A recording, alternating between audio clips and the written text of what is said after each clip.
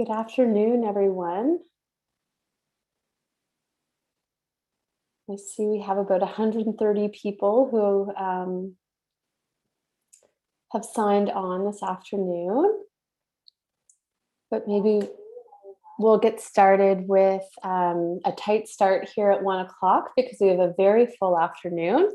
So welcome everyone to the third annual Harm Reduction Symposium entitled Time's Up. Live interpretation of the event is being offered in French. To access interpretation, look for the word interpretation or the globe icon at the bottom of your Zoom window if you're on a computer, or under meeting controls if you're on a mobile device. You can activate or turn off the interpretation and choose to hear the presentation in the official language of your choice. And you can also mute the original audio to hear only the interpretation and not the original presentation in the background if you choose. If you'd like to make comments or ask questions in French, you're welcome to do so.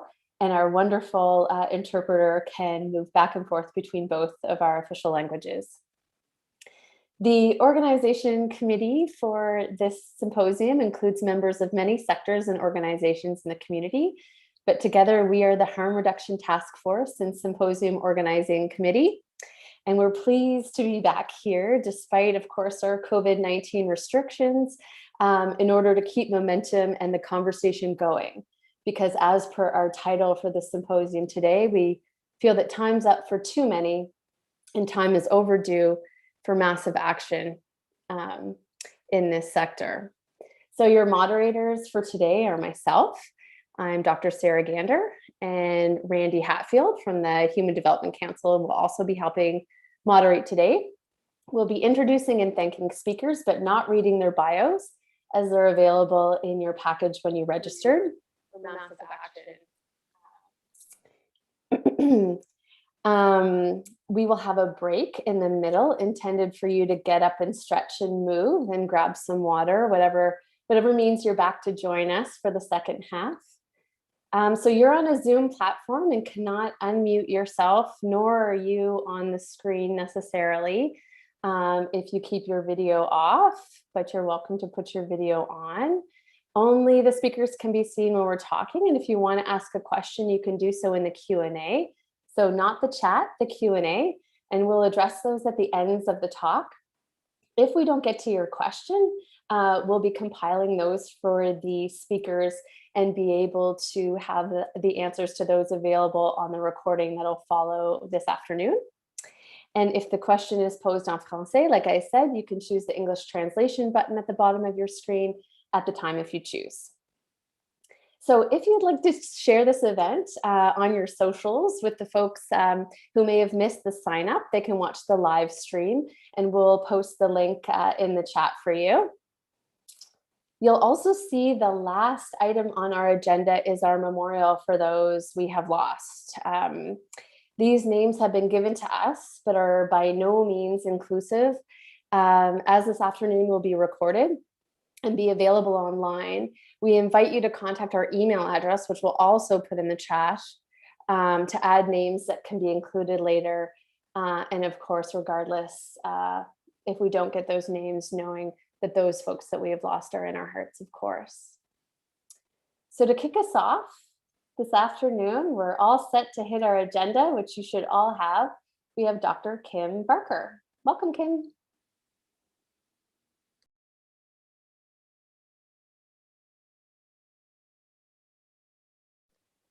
And you just need to unmute and then we can hear you.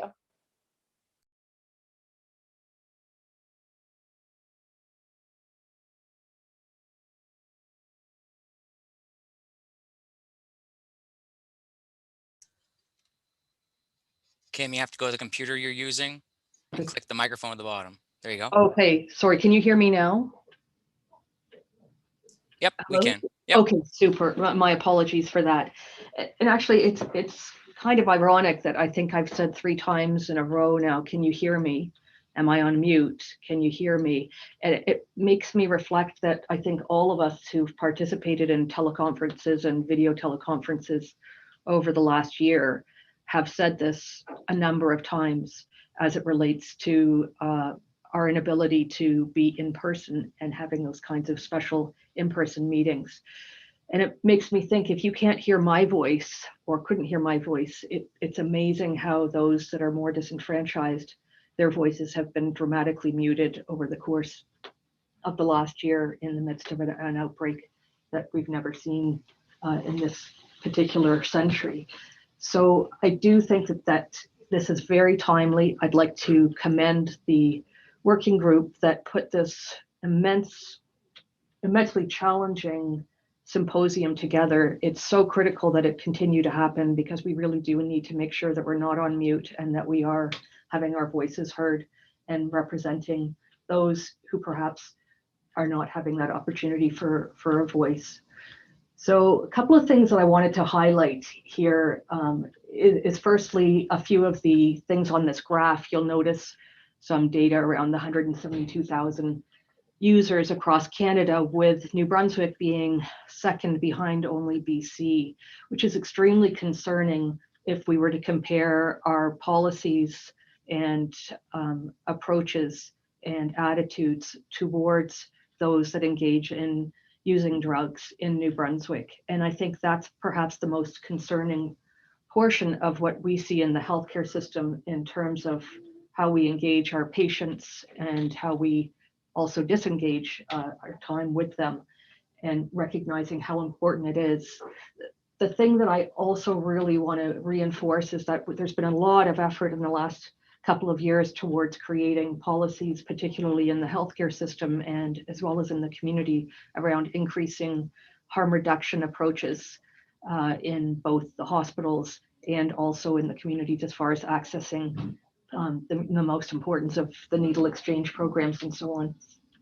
And what I wanted to particularly show, at least if I could pull the data from New Brunswick, St. John region only, and you'll see here in our area, in terms of STBBI rates, the number went down dramatically during our time of lockdown and during the months of April and May. But also you can see that our testing numbers are in keeping with those rates having dropped. And I think the very fact that our healthcare system was not able to continue to offer testing services in a meaningful manner and reaching those in most need is something I think we need to take from this experience, recognizing that, you know, our world is going to look very differently in the coming year, at least, as we begin to tackle the pandemic. But it really does speak to the fact that we need a shift in leadership in all of our systems across the province to really address the urgent need for action following a harm reduction versus a war on drugs approach.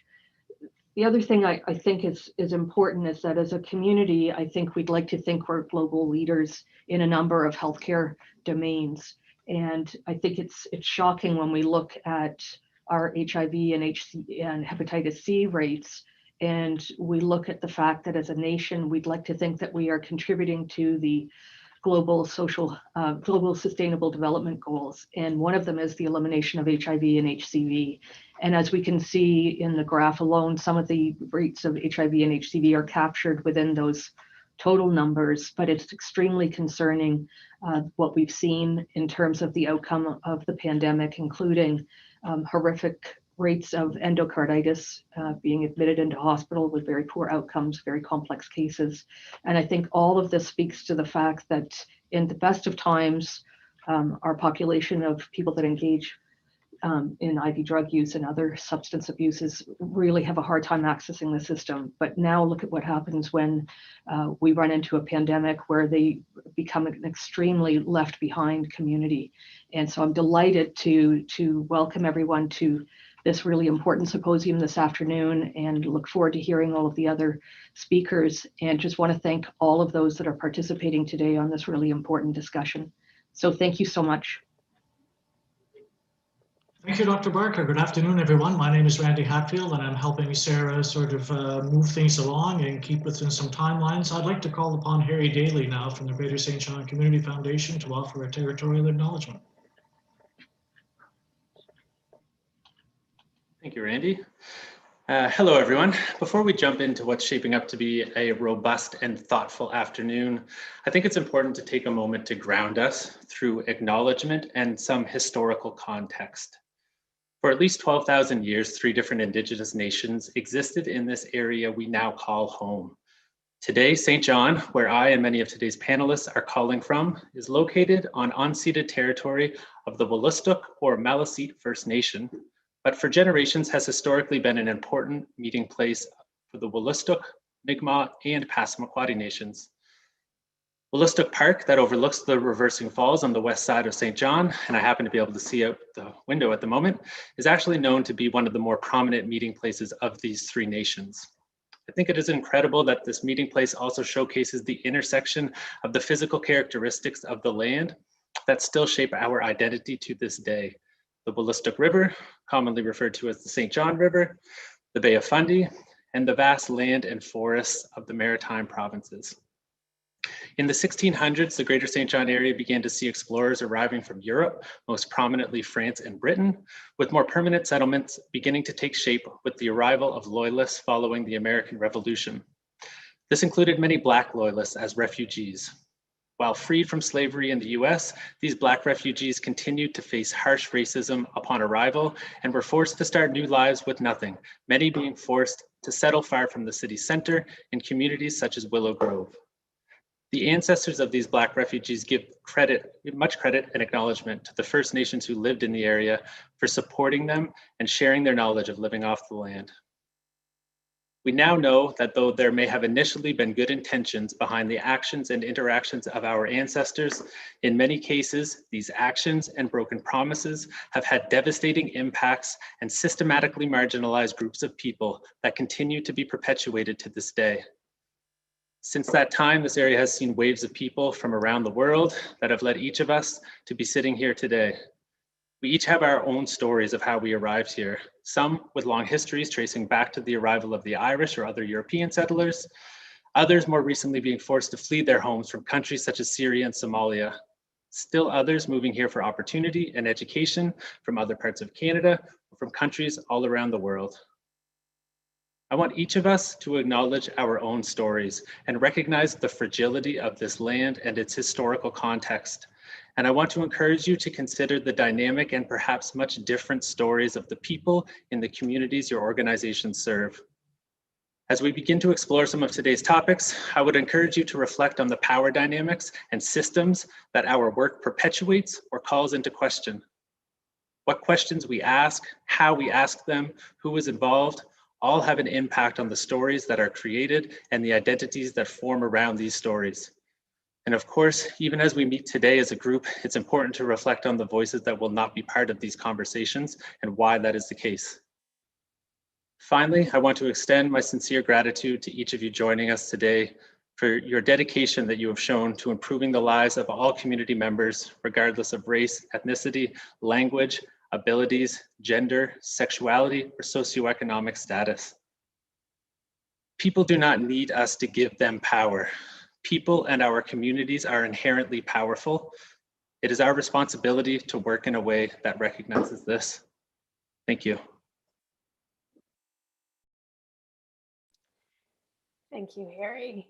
So our next speaker will be Andy Blackadar, and welcome, Andy. Thank you. Thank you for the welcome. I'm just going to share my screen right now. Should be up and running. So hi folks, I'm Andy Blackadar. I'm a family doc in Liverpool, Nova Scotia, and thank you so much for inviting me to participate in the symposium. I'm certainly honored to be included, and thank you for the opening words and the important message in Dr. Barker's keynote address. I couldn't agree more. And the acknowledgement by Mr. Daly regarding the lands upon which we are all so fortunate to live. So as far as disclosures, I happily have no ties to industry. I'm not a researcher, nor do I receive grants, and I'm certainly not an expert in harm reduction. I'm a rural family doc. I have a 1,300 patient practice. I have an emergency room that I participate in call shifts in. As part of a group, we have an inpatient hospital unit in Liverpool, Nova Scotia, and I do lots of teaching. But in my early practice, I fell into harm reduction and have really, find it to be an extremely rewarding part of my practice. My only formal training in that came through CAMH courses in methadone and Suboxone, mentorship, conferences, and gradually building a team and a model that, as a team, we built from the ground up in response to a need that I, for one, completely underestimated when I started down this road. I fell into this world of care because it became painfully obvious early in my practice that we were failing these people. And often we were doing more harm than we were doing good. Patients were desperately struggling with their lives in the community, seeking opiates and emergency care. Docs were frustrated, patient outcomes were awful, and we clearly had the wrong model, yet we were still overprescribing as physicians and providers because of a lack of knowledge, a lack of alternatives, and a different model of care. So, objectives for this talk. Well, I'd like to touch on how we grew our model in rural Nova Scotia. I'll talk a bit about what I feel are unique aspects of rural opiate replacement work, although I've never done urban opiate replacement work, and in fact, I've never practiced in an urban environment. And I'll talk about some lessons we learned along the way. Just a brief note on language, I tend to use the word dependency rather than addictions, although saying dependency nursing doesn't really seem to flow off my tongue, so you might hear me say addictions nursing. In this talk, we're not going to be focusing on medications and technical aspects of care, so I will refer to drugs by their trade names to make things easier and more clear. And I tend to use the word patient rather than client because it just fits for me. So as most docs like to with a talk, I'd like to start with a case. This 51-year-old chap was more than happy to give his consent for me to tell his story and that of our journey together. We first met in 2008. He'd been injured on the job in another province and returned home with a previous chronic pain condition, an acute pain condition, no primary care provider, and on a fairly high dose of oxycodone, immediate release for his pain. He had nowhere to access that and never seemed to manage to make it through to his next, refill time. And he would tend to come to emerge repetitively. So enter the cocky young doctor who may be suffering from delusions of I can just fix this by controlling the prescription and doing a better job than all those other doctors that started this off. So I'll take him into my practice and try to remedy all of this and sort it out with about the same results as you'd expect. It didn't exactly go smoothly. In fact, in preparing for this talk, I looked back on my notes from that time, and it's kind of like reading a journal entry from junior high school. A little embarrassing and a little bit humbling. I had a message from staff that said, patient calling from New Brunswick wants prescription phoned in, 450 tabs of perk part fills. Message back from me, will not be able to prescribe narcotics like that, has to see me, no more fills. We'll have to see a doc elsewhere if he's not happy with that. So obviously not exactly fixing a model of care here. After 2 years of trying to manage this, him having itinerant work and an unstable living situation, hepatitis C, unable to access care for that because of multiple barriers, I was frustrated. He was certainly frustrated. I felt like I was failing him and not doing a good job. And we managed to get him hooked up with a methadone prescriber in Wolfville, but Wolfville's 153 kilometers away for a guy with no car. So as a rural person, that really was off and on and didn't work. Tried to provide satellite coverage where maybe I could do half of the visits, which the doc in Wolfville was ecstatic about, sent me a bunch of stuff, but the college wouldn't let me do that. So ended up taking the course when it was finally offered locally, and he became patient number one with one addictions counselor and a cell phone. At the time, we figured we'd probably need to look after 4, maybe 8 of these folks in our clinic. Underestimate, yeah. So his case illustrates to me many barriers for care that opiate replacement folks deal with, no matter where they're coming from and where they're being looked after, but certainly our reality in rural practice. This is not a comprehensive list, they're just the ones that jumped out to me. Like so many we help in this journey, he struggles with low socioeconomic status, unstable work environment, often on social assistance. He lived far away from established providers for opiate replacement. At the time, they were pretty few and far between. The situation's a bit better now, but it still remains a major challenge in rural areas. He was obviously dealing with tons of stigma in healthcare, previous injection drug use, which I had not understood until long after I started looking after him. He wasn't comfortable talking about that with me. And he was experiencing that stigma, you know, even from the people, myself in this case, who was trying to help. He had relatively stable housing, but at times it was precarious. And that certainly played into it. He had very real concurrent disorders, chronic legitimate pain, hepatitis C that was unaddressed. For him, less so mental health issues, but certainly plays a role in so many that we look after. So lots of barriers. What does our rural opiate replacement population look like? Well, they all live in small town or rural areas, all within about 150 kilometers southwest of Halifax. Many are marginally and seasonally employed, and struggle with multiple socioeconomic status.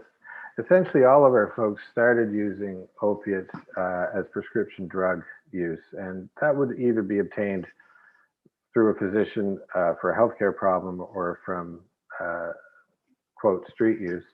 And they all escalated over time, as many folks struggle with. I've yet to meet one person in our clinic who felt their use would get out of control, or that, you know, someday they would end up needing help with opiate replacement. We're a bit unique, it sounds like, in comparison to some very scary statistics, as mentioned by Dr. Barker, that probably a smaller proportion of our folks have ever used IV drugs. Probably about 10 of the 80 currently I'm looking after was that part of their profile, or is it still? Most were regular users who then went on to snort. We've been a little more lucky with fentanyl. It's certainly here, and we've had some challenges, of course, with COVID, with testing for it. But that's been a bit less of a threat, although we're very much worried. Housing may be a bit less unstable for us than some of my colleagues that practice in urban environments, but still many of our folks suffer with unstable housing situations or precarious living. Obviously very little private drug coverage, but we do have patients that cut across, you know, lines of society and have regular jobs with solid incomes and are doing well with that. So what does our team look like? Well, as I said, it started out with one young doc and one addictions counselor and one little cell phone trying to organize appointments. And little did we know that it would expand so much. Thankfully, we're now blessed with a deep multidisciplinary group, mainly through mental health and addictions, that had decided to come on board and pilot with us and build this over time. We run a weekly clinic with available support 7 days a week through our wellness clinic in Lunenburg, which is available for counseling and any and all addiction services.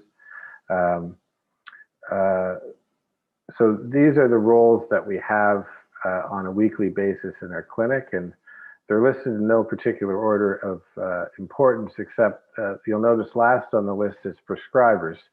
And I think that is the appropriate prioritization. I always feel my colleagues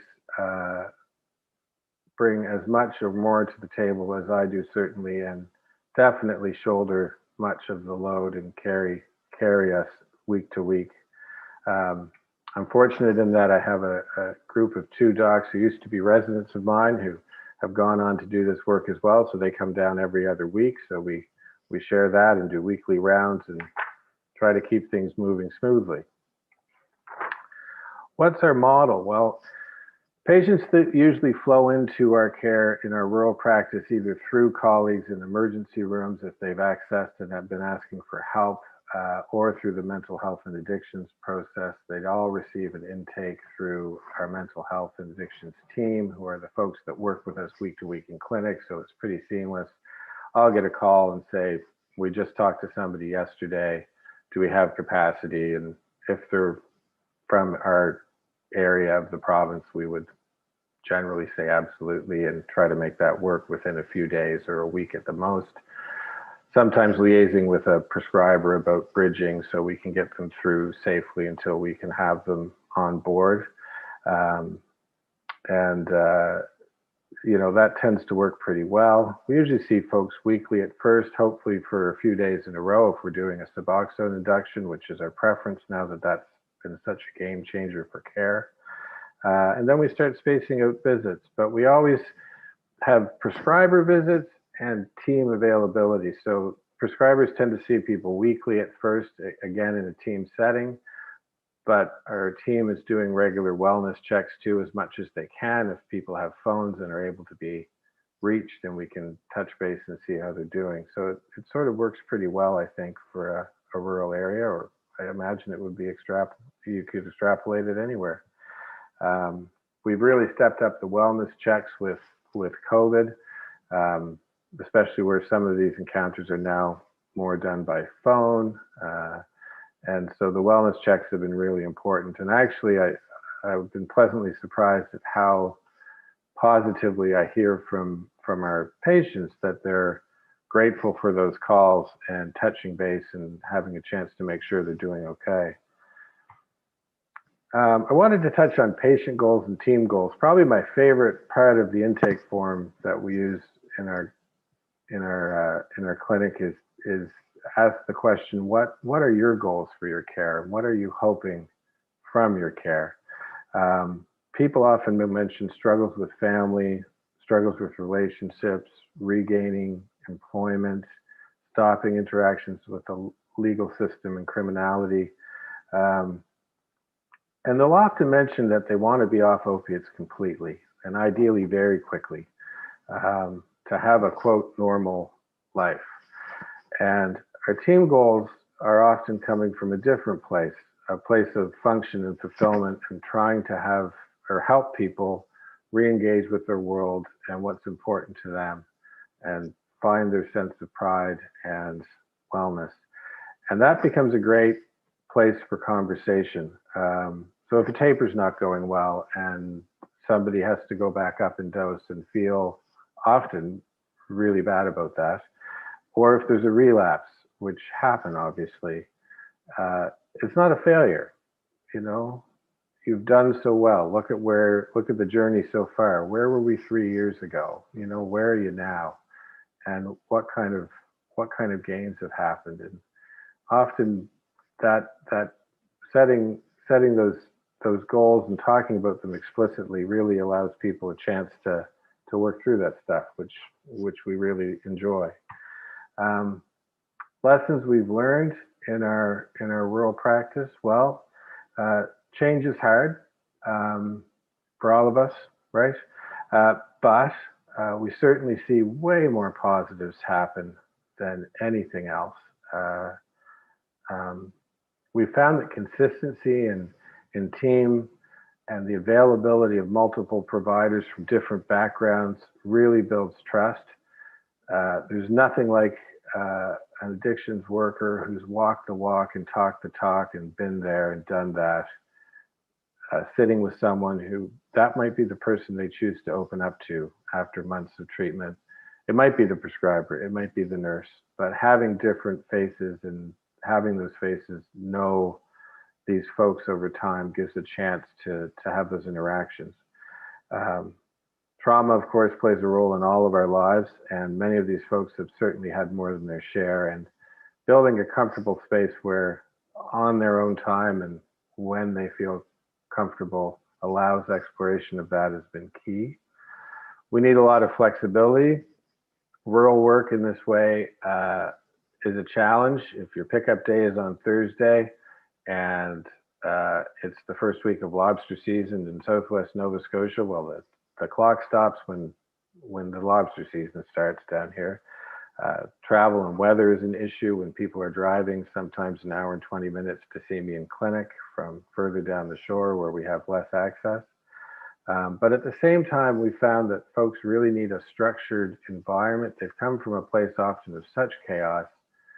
By the time they manage to get into our program and get help, that providing a solid framework with explicit, this is how it works, this is how we do, this is our plan, these are our responsibilities. So team responsibilities being as important as patient responsibilities in any treatment agreement.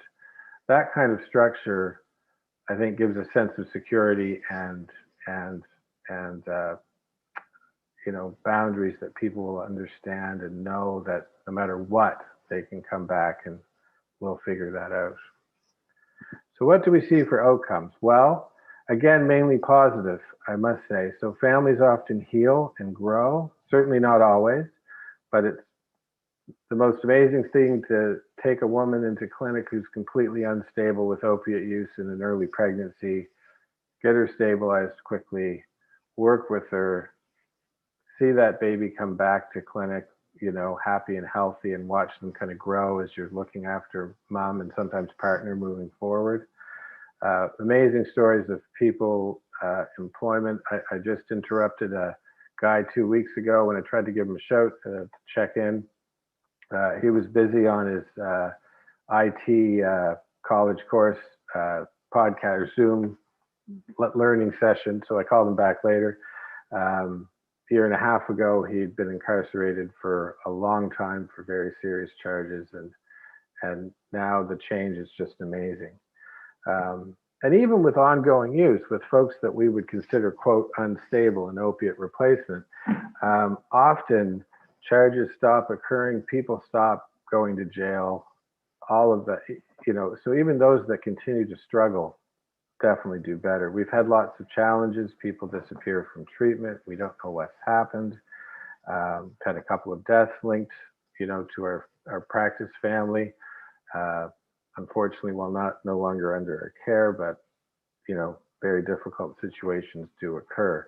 But on the whole, the balance of positives far outweighs the negatives.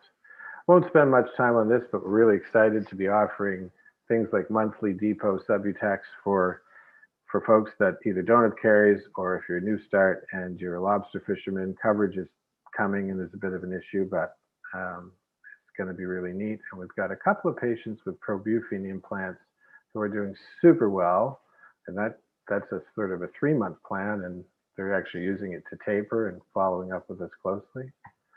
So why do we do this work, or why would you do this work if you were thinking about it? Hopefully somebody out there is. Well, it's a bit of a scary leap because it's kind of outside of what we were trained to do for most of us. For many, it pushes us out of our comfort zone. Colleagues will say, well, what are you even thinking? That sounds crazy. Again, that stigma of this is a difficult population to work with.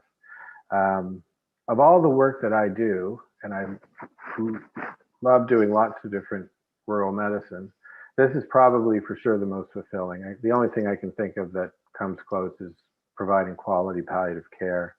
I get to see people go from looking and feeling broken to looking and feeling whole. And sure, it can be hard, but I always tell my learners, anybody can look after hypertension.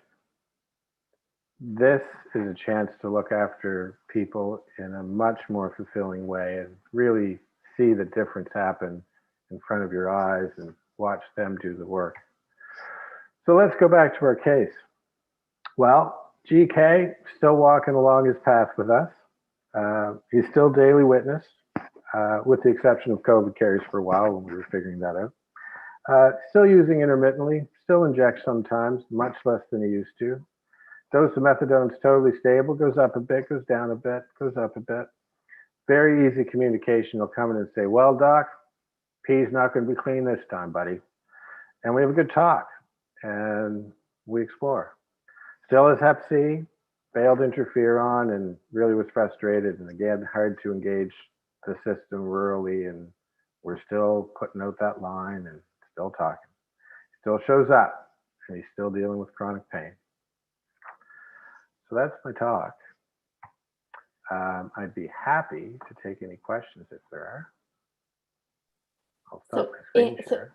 Andy, this is Sarah. So I think we have a couple of questions for you, which is really nice to see that engagement. From Julie Atkinson here in St. John. Do all of your staff and clinicians have trauma-based care training?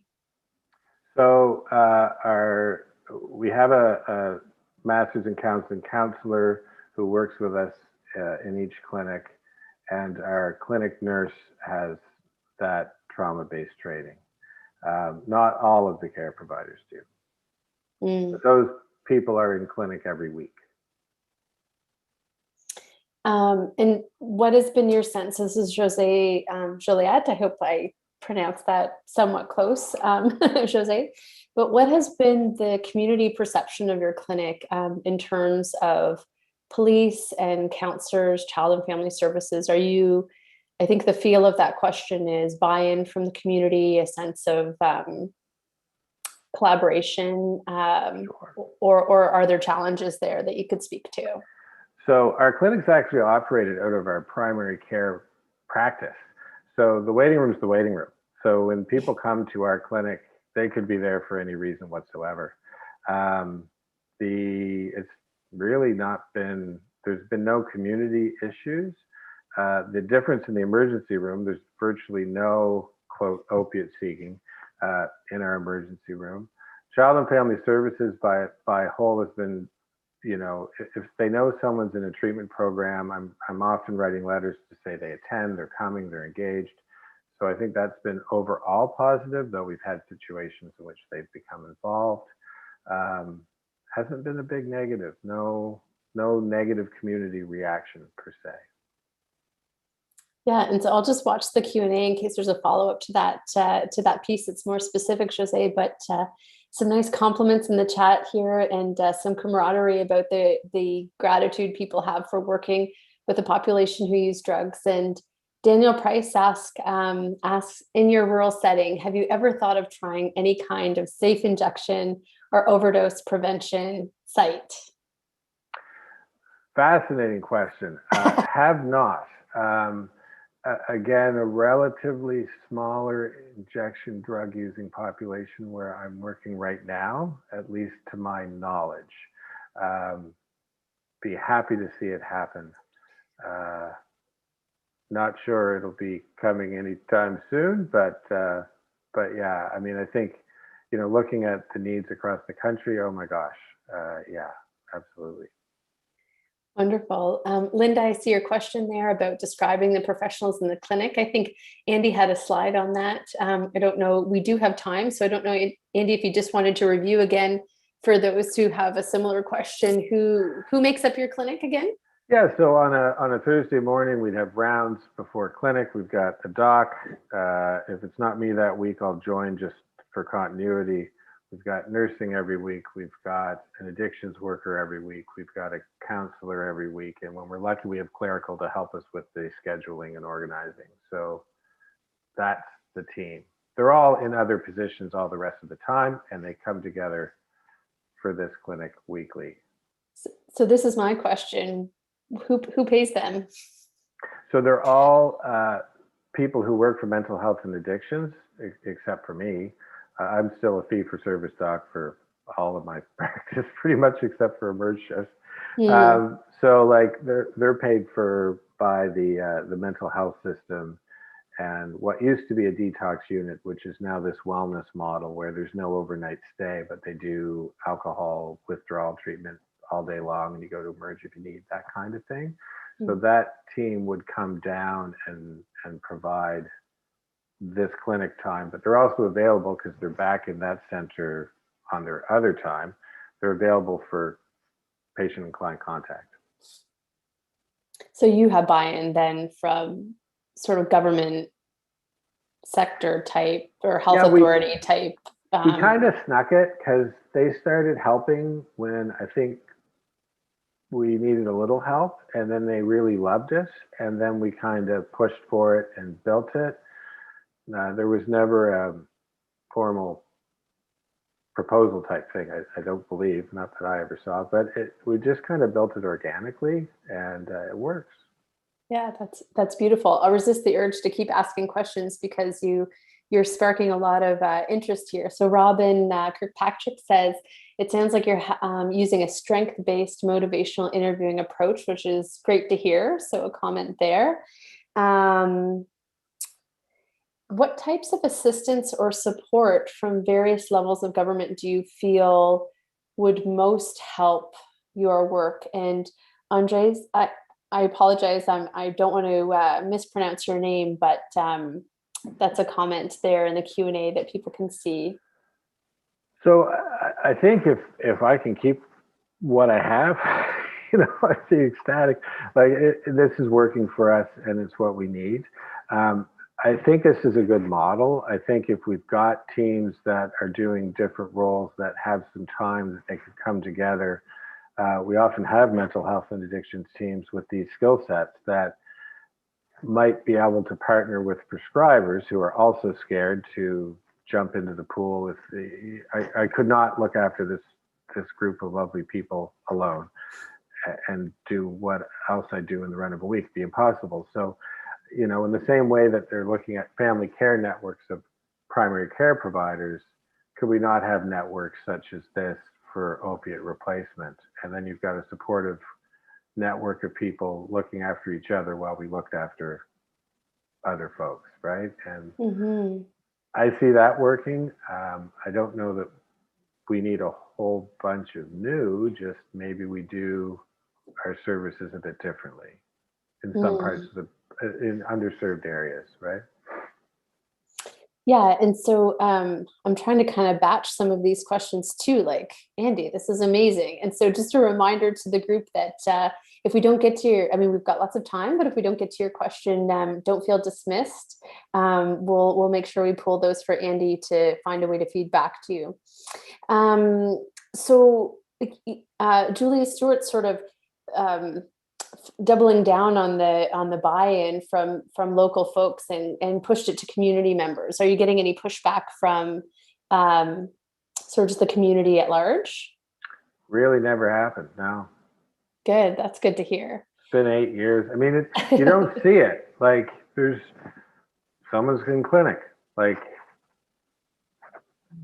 that sitting next to Grammy coming to get her blood pressure checked. Like, Yeah, so it's not this segregated sort of. There's no, you got to go to this place at such and so a time. It also makes it very accessible because people don't feel like they're going to a, stigmatized place. Yeah.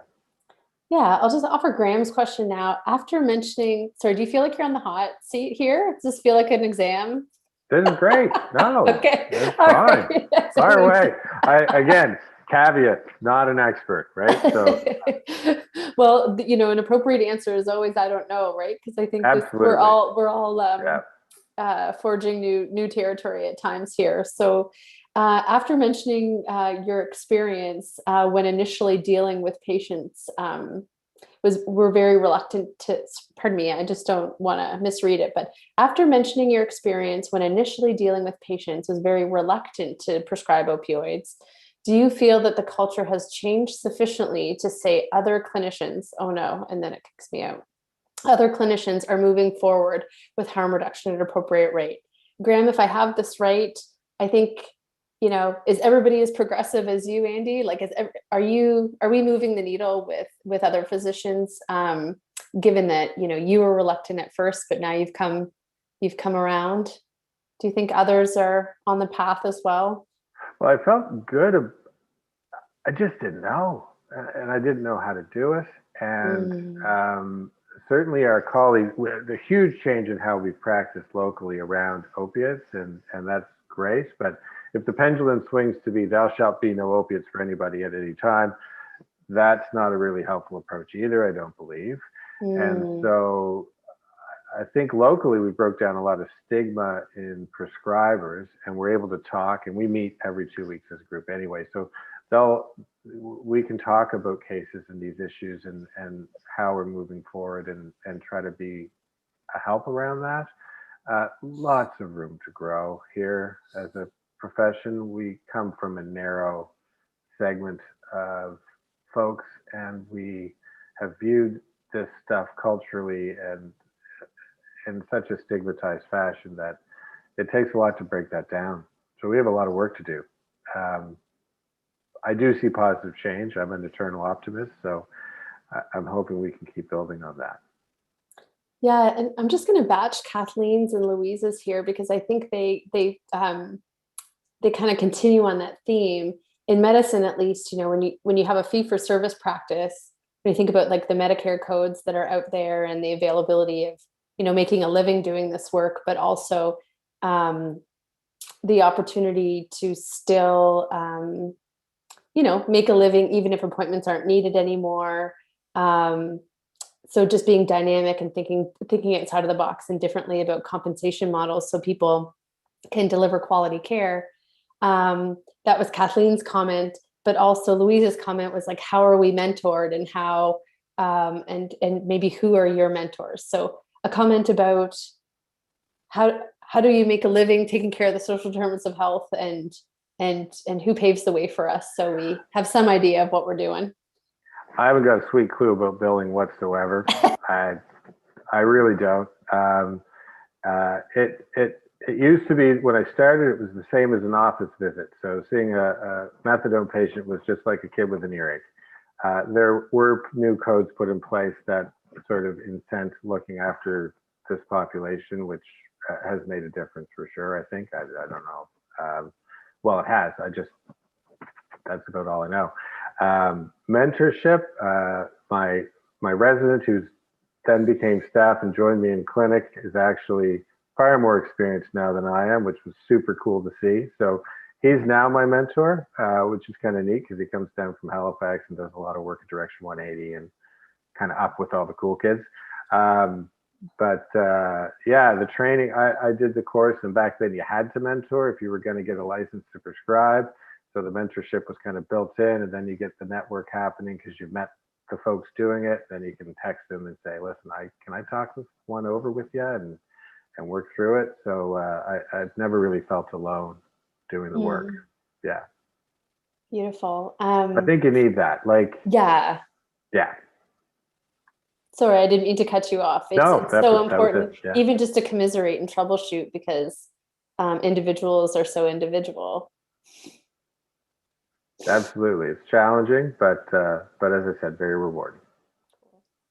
Natasha Stephen, and this was actually one of my questions too, Natasha, was, are you aware of any models where there's just, you know, delivery service or like distributed ability to provide daily observed therapy? So as opposed to people necessarily coming to you, just a note on the rural piece, so maybe it would improve access. Yeah, so distributed as like someone brings the dose to them. Yeah, I don't want to speak for Natasha, but my question was kind of around like, is that something to engage like an extramural service with, or, you know, is that one of these things where like vaccines, if the Amazon Prime guy could deliver the OST with a urine test, you know, maybe we'd have an infrastructure that's already built to meet people where they are? Not sure. Our model is purely community pharmacy driven. So if people are daily witness, they're going to their local pharmacy. We have no on-site meds of any kind. Certainly my hope with some of the new depot formulations is we have more access. That might really help a lot of folks who otherwise will struggle to have community access or be tethered to a daily visit to a pharmacy.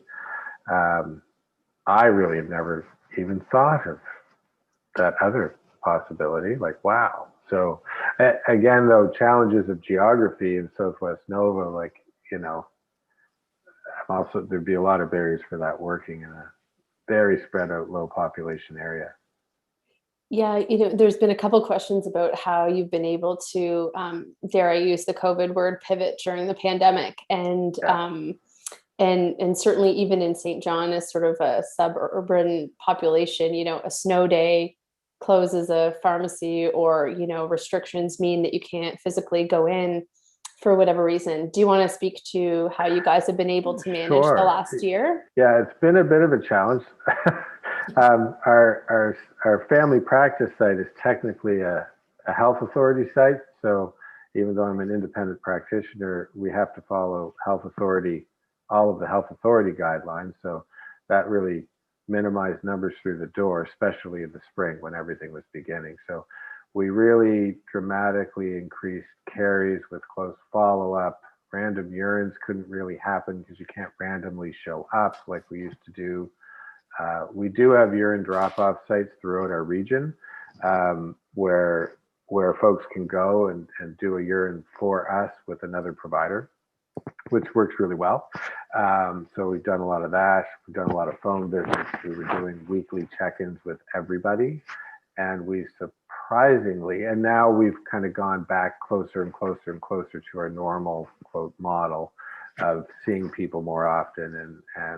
But the urines really fell off there for a while. And you thought, it's a bit of a worry with the methadone population. Are we going to have more overdoses? Are we going to have reports of lots of diversion? Am I going to get phone calls that it's Tuesday, I'm out of methadone? You know, no. Surprisingly, went really well, and now we're kind of trying to get back to as close to our normal practice as we can, not knowing if next Tuesday we'll have to go into shutdown or something, but it could have been worse, I guess.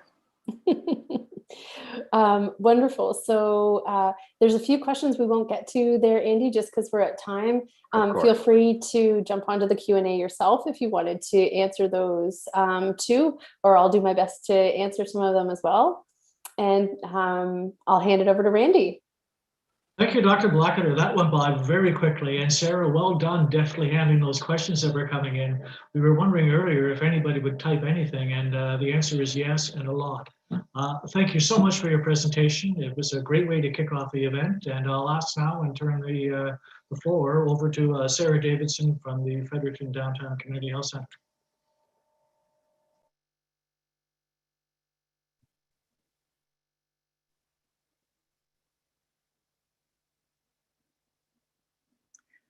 Hi there. I don't know if you can see me or not. I'm seeing Randy frozen on a screen. Okay, great.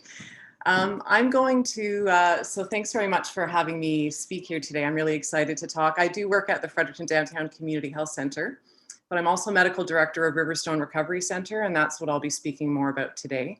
So I'm going to endeavor to share my screen just to show the slides. So I just want, if it's okay for someone to let me know that they've actually seen this. Do you guys see my slides from Riverstone? Excellent. Thanks, Sarah. Okay, so there's my contact information. I'm more than happy for people to reach out after as needed. So I'm just going to open first with this lovely picture that I love, and our gent in there is given permission to be included and wants to be known as Dr. Davidson's best patient. So while I can't necessarily pick favorites, he certainly is a treat. So what you're seeing a picture of right now is actually our IOT rooms. So I'll tell you a little bit what that means. A colleague and I a couple of years ago started talking about, could we find a way to provide more safe opiate supply? I, at the downtown clinic at the time, had, just as a part of my family practice, started a group appointment model for substance use disorder. And I wanted the group setting so that people could be around like-minded folks that understand more what it's like than I do to be in withdrawal or to be coping with substance use. And so during that time, we just started to really build a lot of trust with people and really depended upon their insights. And we just started to wonder, Fredericton in particular has a lot of issues with crystal meth. I know that's different in different regions. But we became quite curious, what are the drivers of that? Because as much as opiates are an issue, stimulants and crystal meth in particular really lead to a lot of morbidity. And so we thought, what can we do to work further, you know, beyond Suboxone, methadone, Cadian to address stimulants as well? And so during the conversations we did an informal survey of our folks that were using various methadone dispensing pharmacies or Suboxone. And we just said, like, what are the drivers of it? And if you had access to safe, like how much of it's actually lack of access to safe opiate supply? And because that was what we were hearing anecdotally in our group appointment settings. So if we could actually provide you with safe opiate supply, do you think you would use as much crystal meth? It may not seem directly related, but we found about half of the people said they aren't using meth because they want to. They're using it more to stay out of withdrawal and for a variety of other reasons around being safe while being homeless and staying awake and not being hungry and other really, really sad drivers for that use. So that really spurred us on to try to become part of safe opiate supply. And so around that same time, there was a call from the Department of Health federally for applications for the substance use and addiction program. So we put together a very passionate and dedicated application as a small group of us. And so we're now one of 5 clinics in Canada that's funded. There's 2 in BC, 2 in Ontario, and then us in Fredericton. So we're quite pleased and proud that we were able to become one of the clinics to help define and develop best practice in safe opiate supply. So long story, but now back to the picture. So we had an Indigenous artist, Natalie Sapier, do embrace our walls with all sorts of beautiful imagery for this space. So our friend there is sitting at one of our IOT booths. So IOT is small I, injectable, capital OAT, opiate agonist therapy. So we actually have a program where people come, and if they have refractory IV drug use, primarily is the main reason to come for this. They go through an intake process, and if it's deemed to be appropriate, which for the vast majority it is, we start them on injectable Dilaudid. So they come 3 times a day, and they can come twice, but often it's 3 times a day. And then we give them a long-acting dose for overnight. And I'll be talking more later in these slides, but this is our IOT room. So those are 2 booths. We started off with that, and we've since had to install 3 more because it's so busy. So again, just to quickly go over some more information, our team is made up of clinical as well as a lot of psychosocial based collaborators. That picture on the poster on the side was part of our engagement as a team. We've had some really creative people from All In Agency here in Fredericton come together with us to help figure out how can we make a really dynamic and responsive clinic. So we're very, very happy with what we've made happen. So I won't bore you with all the timeline, but essentially there's the July 2019 application and going all the way through the steps until we were able to open. The under cover of COVID was actually quite helpful because I'm just going to zip right past to Phoenix here, and then I'll keep talking briefly. The under cover of COVID for us meant that we could get a lot of this done on the ground without having to deal with, perceived community, what I would feel would be unnecessary concerns. I mean, people are obviously able to feel whatever they feel, but I felt like it was really nice to be a bit protected because there was way more to talk about than our safe opiate supply site during COVID for the Fredericton and New Brunswick in general. And I'll get back to, sorry, my slides, these were done for sort of just to give an update about us in general, but I obviously am wandering all over the place. So I'll talk more about Phoenix in a bit, and you'll know what that picture refers to. I just wanted to talk about our approach in general. So it was already mentioned about trauma-informed care in the previous presentation in the questions, and that is essential, and that drives most of what we do. The approach generally using patients or participants, as we call them now at Riverstone, has been key, mostly because again, like I said, in the group setting, I don't know what it's like to be in withdrawal or what it's like to be living rough and having to cope with finding my next source to stay out of withdrawal. So if I'm actually talking with people who are living that life, they can help guide what's most relevant for people. And I feel like I'd like to, all this effort and all this passion that we all have as a team, I'd like to make sure we're doing what's actually needed and not just what I think is a good idea. So we do involve patients or participants when they come to Riverstone Recovery. Part of the intake is for them to define what their path is and where they'd like to see it go. And we use that all the way as we talk with people, we engage with people, whether it's in oral or in injectable agonist therapies. And we use a bunch of different approaches, but when it comes down to it, really is a one-on-one discussions with people. And in the group setting, sometimes mentorship that happens with that helps define what people are going to do. Here, this was also, last year we had an Out of the Cold that was actually able to move into the Fredericton High School. So it was a huge space for a lot of people during COVID. The high school was closed. But it was also a nice opportunity for us to have a bunch of people under one roof, knowing that they were safe and warm. It was a bit chaotic at times, but we took advantage of that to have a bunch of conversations. So we got a lot of feedback through the help of All In Agency and just our own staff that were popping up there to talk to people and find out what was most important to them. And it feels like having people deeply embedded in the process to create the space has made them feel a lot of trust. And I think it's gotten us quite far ahead in terms of people feeling like they can be honest and unwind and relax. And that leads to really collaborative and really rich conversations, I find, with participants, and them being able to help guide what's right for them and where they want to go. So this is just getting a little more into the nitty gritty here. So you can see we have our clinical therapy. So we have the classic kind of Suboxone, methadone, and Cadian, as well as I was mentioning the injectable therapy. And I'll certainly save time at the end to talk, because I suspect there might be more questions about that. But in general, people will have a dose 3 times a day, as I mentioned, of the short-acting Dilaudid, and other people will then, or not others, sorry, those same people will maybe want to have a long-acting for overnight. So we offer MS-Lon, like the 12-hour acting.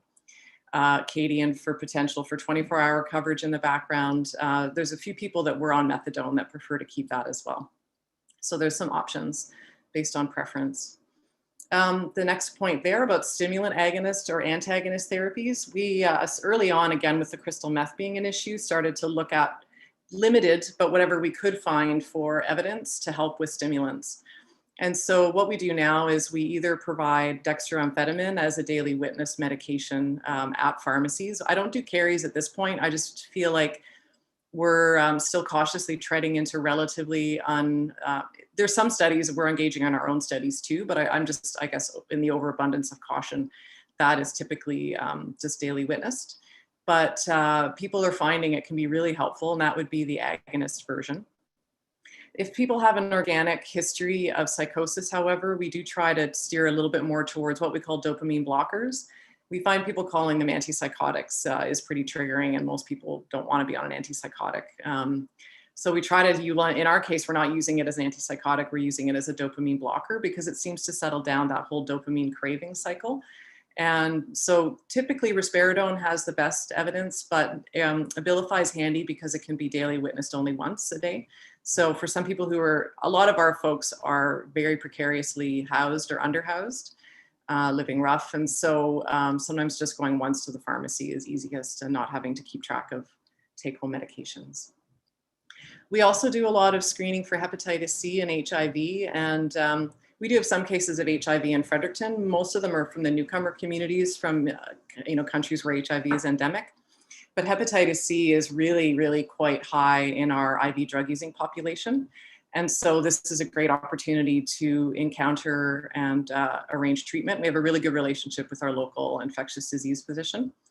And so I think already we've identified 12 people in the last couple of months with untreated hep C, and we have 8 of them already treated or on treatment now. So we're pretty happy with that.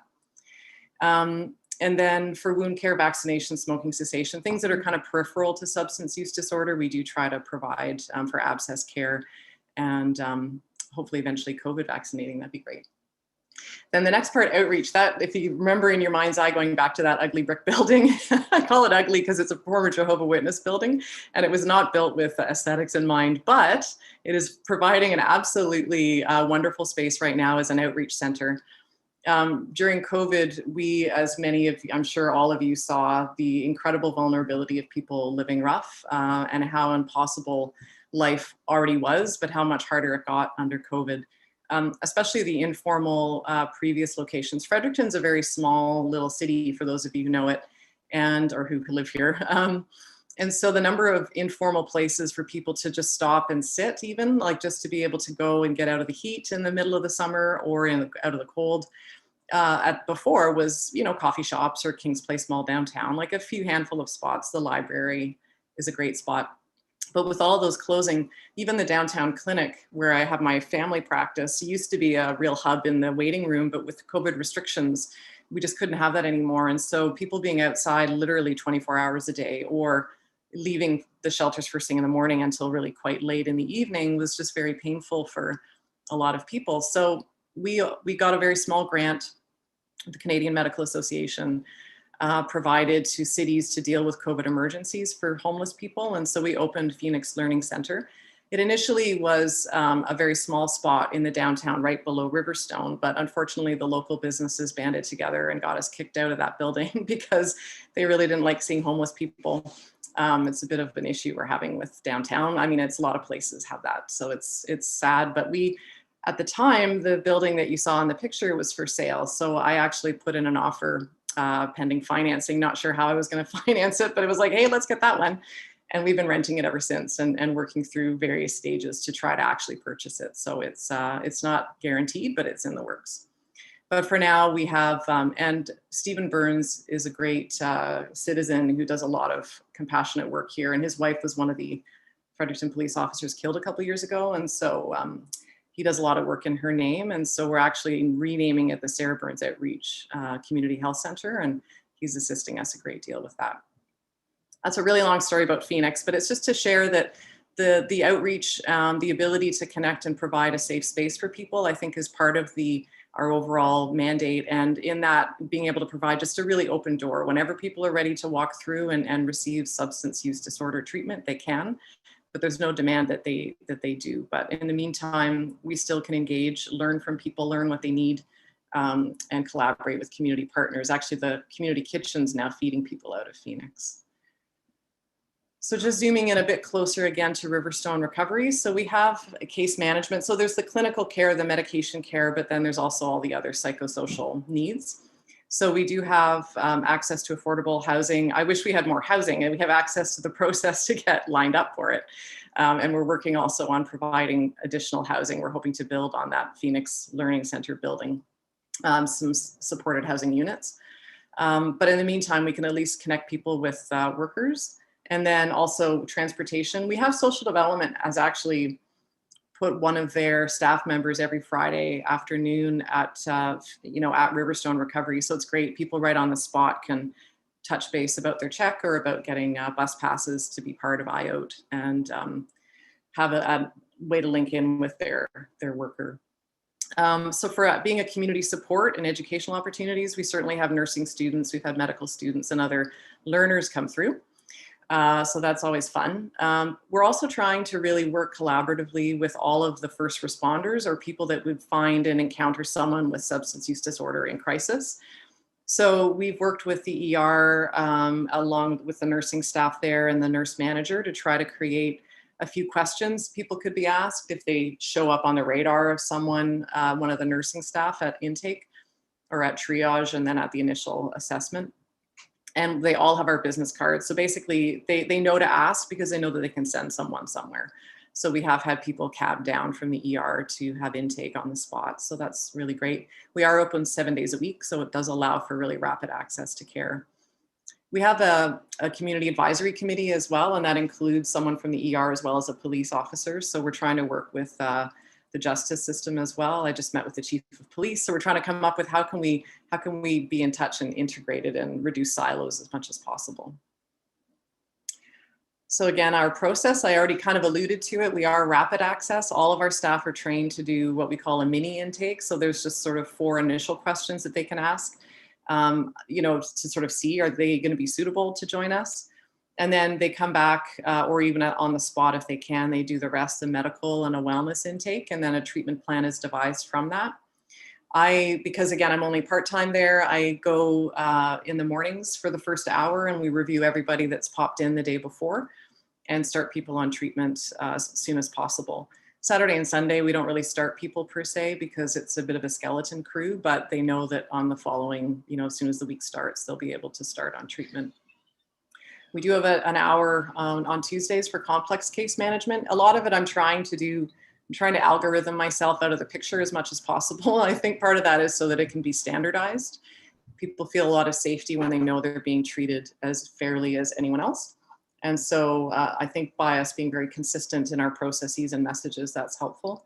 And it also allows for us to do rapid intake without having me necessarily to be in the building. So it's great to have our team be able to do so much, but we do have cases obviously weekly where we need to really sit down and dig deeper. And so that's what that session's for. I'll zip past this kind of quick. It's not about, Riverstone also does the oral agonist therapy.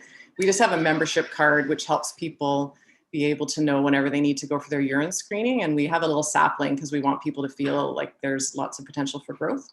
And then the background color tells them what week they need to come for their group appointment. Here's the next one here about the IOT program. So we have a little picture of poppies because we call that Poppy Group. And we try to make everything kind of funny at the clinic.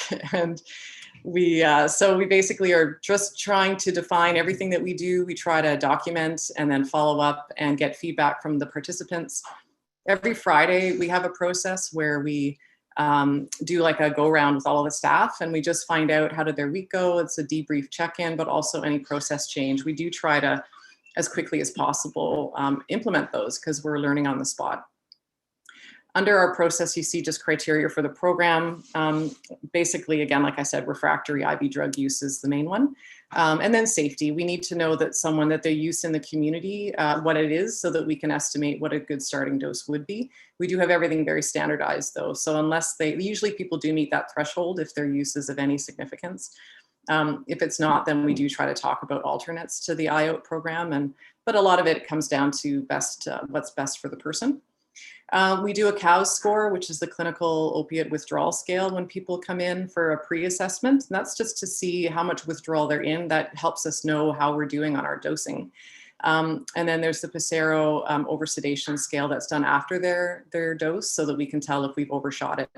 We've learned pretty quickly, though, we can almost tell when someone comes in how they're doing. And if they've been on the same dose for a week or two and they're fine, then we still go through these processes, but we're learning and people know what to respond back to us. And so far, everything has gone really well. We have had one occasion where we had to call an ambulance to take a patient up to the ER. She, of course, took off before they came because she had a warrant out, unfortunately, which is sad. It's sad to not be able to access healthcare because you're worried about legal ramifications. But she just was a little over-sedated and acknowledged she had taken some benzos right around just before injecting and like just outside the clinic and came in. So we've only had one incident since October where we've been worried enough about somebody, but she ended up, we had eyes on her on the street and the ambulance was circling around trying to find her. She came in the next day sheepishly and apologized and felt bad that she felt bad about it. She was just struggling anyway.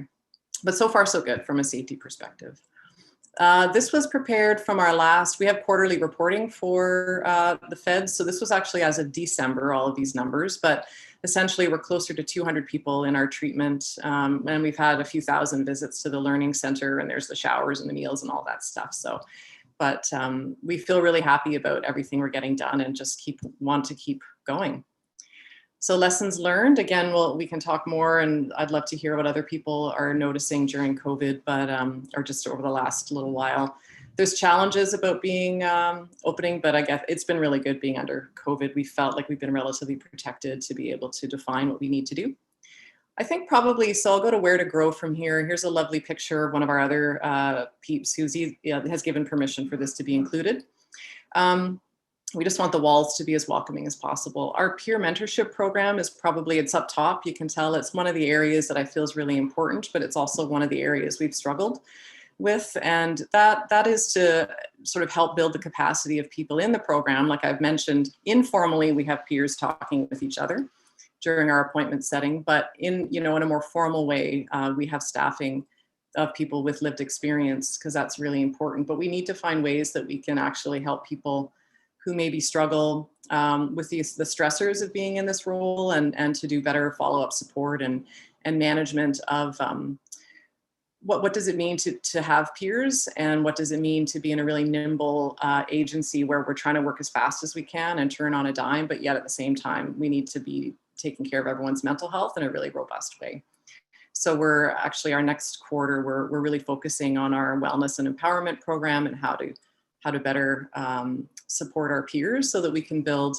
There's so much need for more intensive case management workers in Fredericton that I'd love to see our folks become a bit of a workforce in that area. And I think through peer support training, we'll be able to help a lot of our people in recovery be able to give back, because most of them talk about wanting to do that, wanting to help and wanting to share. And I'm almost out of time with my talking, so I'll just really quickly whip down this list and then we can maybe open it for questions. But you'll see satellite IOT clinics. We're already looking at having a location on the north side in Fredericton because we're at our waiting list now and don't want that to be. So we're opening a second site. And we're in conversations with people in a few other cities to open up additional IOTs. So that's pretty exciting. And Social Enterprise Hub, we really want to help people as they meet their potential and find some stability. If part of that for them means being able to return to work or expand upon their current work, we're working through that Phoenix Learning Center to develop a hub of resources and supports, because recovery is not just obviously medication, it's not just housing, it has to be how can you become socially included and feel good about yourself. To me, that's important. And I think it is for a lot of other people. So we're trying to find ways to increase our programming to help people launch further beyond just medication treatment. And this will end on our fun quote of the day. So one of our participants said, I was going to go steal something later tonight, but I won't because there's no IOT in jail. So I thought we must be doing a pretty good job. And thanks very much for your attention. And I'm happy to hear any questions. And there are lots of them. Let me start, Bud, from Kathleen Buchanan. Downtown businesses expressing concerns about the homeless population seem to be a common theme in New Brunswick. How would you suggest the business community be engaged and educated to be partners and allies rather than opponents in the work that needs to be done? That's a great question. And I sent out a form letter to them, to Downtown Business Inc., Downtown Fredericton Business Incorporated. And I wrote an advocacy letter that they could say, basically, you know, dear city, dear province, dear whomever, we don't want to see homeless people in the downtown. It's affecting our businesses, so please provide housing. And I said, why don't you use that? You can get really mad at us and mad at them, but you could also turn that way. None of them did it, but unfortunately. It's a good question. We are actually, that all-in agency I mentioned before, I just am in love with them, so I keep name dropping. I probably shouldn't be, but they are super helpful, and we're hoping to have more engagement with the actual businesses to find out. It is hard on them, especially COVID has been so stressful on them as well. For me, trying to work on providing additional housing, because there really is not housing in Fredericton for the high acuity need people. It's some of it's coming, not enough. So it's continuing to collaborate and have those conversations. And I think because of Riverstone, people now, there's been an improvement in them not necessarily being, the IV drug use has gone. I mean, I don't actually know the whole numbers. It'd be really good to continue to, we're AIDS New Brunswick's right down the hall. So to take a robust look at what the bigger effect is having.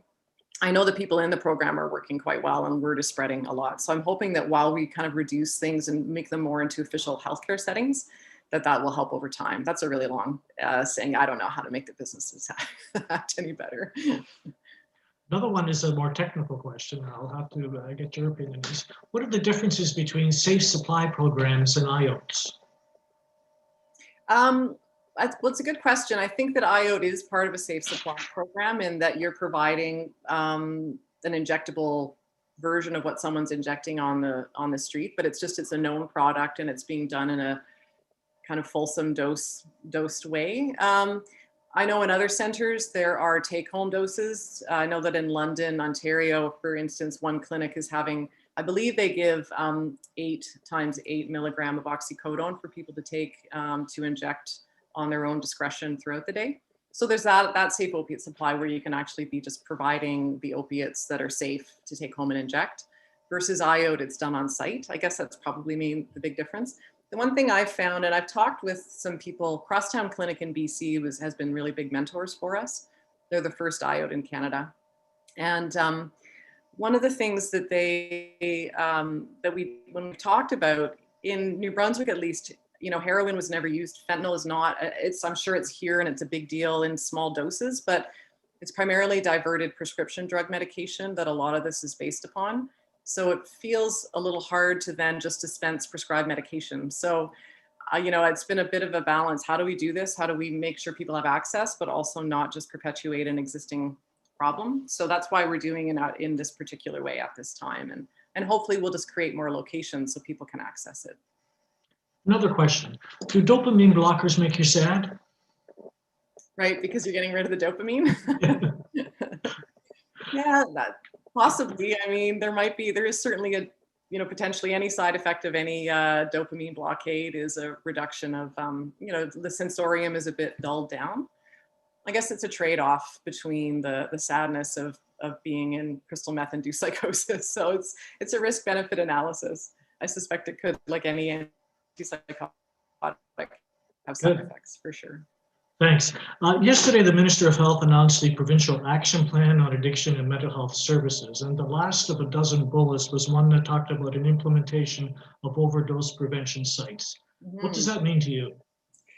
It's exciting, and if you haven't heard enough of me talking today, I'll be on shift later this afternoon talking about it again. I just found out, but I'm very excited. I actually would really love to be involved, even though what we're doing is an IOT. It's still, which is kind of different. I mean, an overdose prevention site is a spot where people are bringing in street drugs that they've acquired, and then they're consuming them in a way where they can either be checked. I'm not sure what kind of, I know in some places they're able to use strips or various things to see what actually is this, so you know safely as best you can. Plus having staff on site to help preventing overdoses and mitigate any immediate reaction harms. So that's exceptional, because there still is a number of people that are going to be, at our clinic, we're not doing any injectable stimulants, for instance. So there's going to be a certain population our IO program won't capture. So I would love to be able to provide a safe space that there is overdose prevention sites.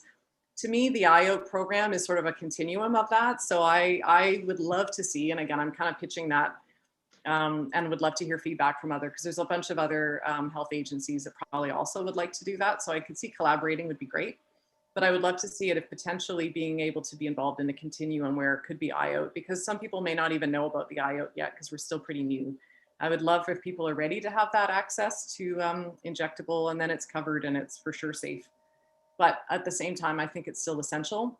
The wraparound supports, though, are the key. The drugs are really just a small amount. To me, it's all the other wraparound supports. It's getting people engaged to become stable, and then being able to look at what are the drivers behind problematic stimulant or substance use, and how can we make sure those are in place. And OPS on its own, just for that, to me, would be great, but I would rather it could be really robust. Thank you. The last question to segue nicely from your last answer. Are you considering hiring peer supports for this program? For our current program? For your current program. Yeah, we actually have some on staff already. And so we're again wanting to further train a number of our folks to be able to access it and be able to be employed, whether it's through us. We've been pitching to the police. It would be helpful for them to have peer supporters perhaps on staff and the emergency department. So we're also hoping to maybe build an industry to some degree, but we currently don't have any openings, but for sure people can send their resumes along. But I know there's going to be other sites in time. So depending on where you live, that could be something. But our peer training program, anybody can access it in the community and do the workshops, and it just helps build their own capacity and hopefully their own confidence too.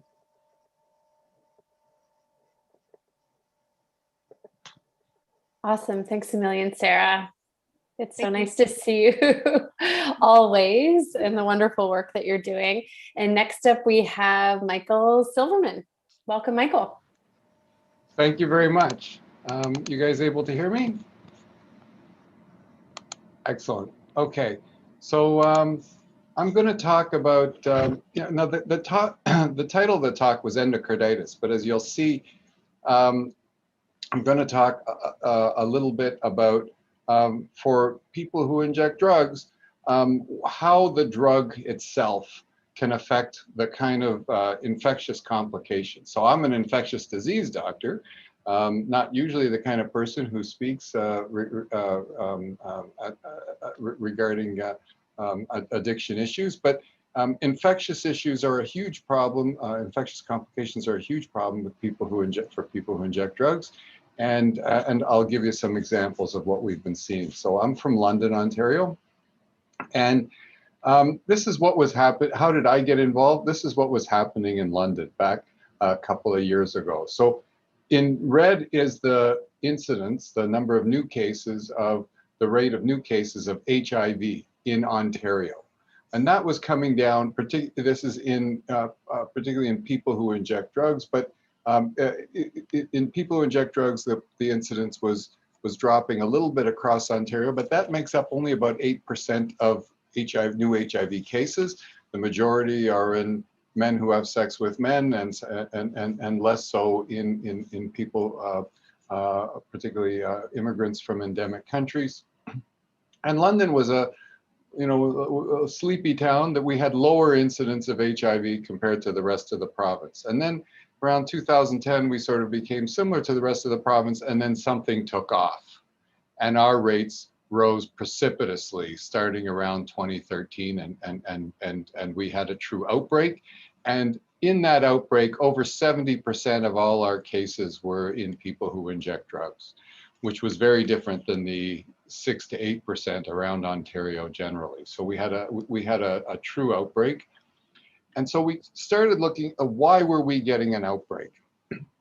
And this was quite concerning because usually the things that people do to, when you have an outbreak is they start opiate substitution therapy, which we had a number of opiate substitution therapy clinics in London.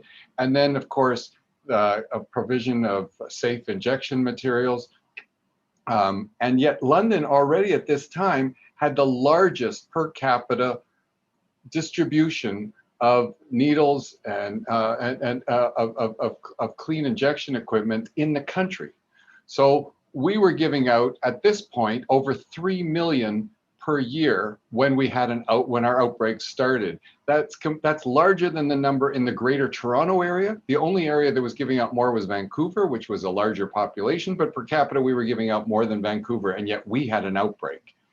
So the question was what, and so we started thinking, well, maybe it's the way people are injecting here and what they're injecting. And the number one drug being injected in our community was hydromorphone, particularly hydromorph-contin, the controlled release hydromorphone. That was the favorite, that was the most commonly prescribed drug, and that was the most common one people were injecting. And so, and why was that? Well, long-acting preparations are supposed to be less likely to lead to addiction than short-acting ones, and people may be aware. Historically, OxyContin in gray was the number one drug being prescribed. Hydromorph-contin was a distant second. It made up about a third of the of prescriptions, whereas 2/3 were OxyContin. But there was a great concern, of course, that OxyContin was getting a lot of people addicted, and so there was a switch over to Oxy-Neo. And the Neo was supposed to be less easy to inject. It could still be injected, but it took a lot of work. You got to heat it up in a microwave. It's not exactly very easy. And so the hope was that the long-acting preparations and these people would switch over to Oxy-Neo. And some did switch to Oxy-Neo, but what you can see here that happened was really there was a large switch from OxyContin to hydromorph-contin. The total number of prescriptions of long-acting opioids did not really change. There was some Oxy-Neo, but basically hydromorph-contin prescriptions doubled in this time, and this is across Canada data. Hydromorph-contin doubled, and OxyContin went away, and Oxy-Neo took about a half of the old of the OxyContin, and really hydromorph-contin became the dominant opiate prescribed in Canada. And London was not different, and in fact it was slightly different in that more hydromorph-contin was being prescribed here than in other sites. How do you inject hydromorph-contin? We spent a lot of time trying to figure out what was going on, and could it be the way people were injecting. And we spent a lot of time, and I really appreciate the great wisdom and great patience of a lot of our people who inject drugs, who spent a lot of time teaching us how this is done. And if this was a medical procedure, people would have to take a couple-day course to learn how to do it, but they're often learning, if they were nurses, that's how we would learn it, or pharmacists, but people were learning on the street from others. So hydromorph-contin comes in capsules have slow release beads. And so you open up the capsule, you pour the beads, and then you crush it. You can get a crusher for a few bucks from the drugstore. Some people use the end of a cigarette lighter or a lipstick container, and you crush it, you put it in a cooker. And then when you add water, it creates kind of a slurry. It's kind of thick. And so it's hard to draw up. So you have to drop in a filter, because otherwise it'll plug the needle when you try to draw it up. And then you draw it up and you add water, you soak it for about 5 minutes. So the drug comes out and you soak it up and you draw it up and you inject it. The issue is people would tell us there's a lot of drug left. That this it's slow release. So it's made to come out slowly when it gets in your stomach, when it's exposed to water, so it doesn't come out right away. So you often, although you draw it up and you inject, patients were telling us that, you know what, you add more water, you do this again, you get more drug, and you do it again, and people were doing 6, 7 injections, 6, 7 washes is what people often refer to. And every time you wash the drug, you'll get more drug. And we said, well, is that really true? Are you getting a lot of that? So when we took hydromorph-contin and we drew the stuff up and found out, well, what percent, and we did what's called HPLC. We measured exactly how much after you suck it up into a syringe and how much is still in there, and then versus how much was left in the cooker or stuck in the filter. And actually only about 55% came up. About 45% stayed in the residue or in the cooker or in the filter. So when you do a wash, each time you get about another 45%. Whereas if you're using Dilaudid, the immediate release hydromorphone, you get almost all of it. You get over 85% comes out the first time.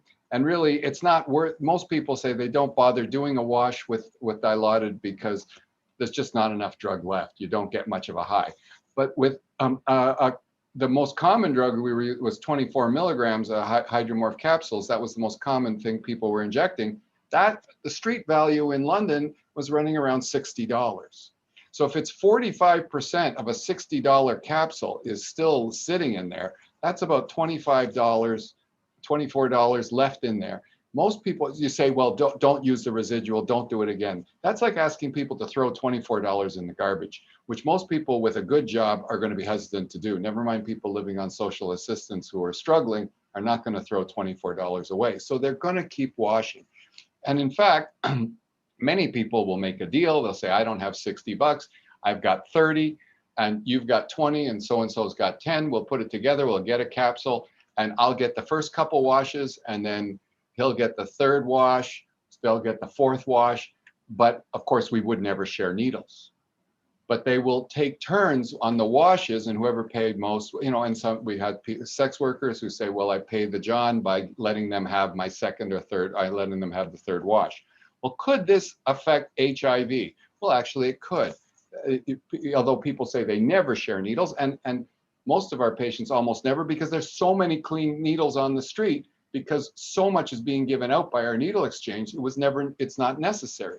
But what do people do? So they do the first wash, they draw it up, they inject into their vein, then they do another wash, and often you take the tip of the needle to mix it a little bit, when you add the second wash and you do the first wash. But this needle now has been in someone's vein, goes back in. People usually do not change needles between washes, and then they inject the second time. Now this container is full of stuff that has had a contaminated needle in there, and often people are drawing it up and down a couple times to try to bring it all up. So the barrel of the syringe and the lumen of the inside of the needle is contaminated. Now, when the second person sticks their needle in, which is a clean needle, into that filter has had a needle that had a drop of blood on it in that filter and it's in that stuff, and then they inject. Could that transmit the virus? Because they haven't actually shared anything directly, but they've shared cookers and filters and shared a wash. Well, you'd say, well, no, there's no way that should happen, because the virus does not live on inanimate objects. It dies very quickly, especially if it's dried out. Now, this is being kept kind of wet, so maybe, but on a solid surface, it should die. Well, then we thought about it a little more. It should die very quickly, but what actually makes hydromorph-contin slow release?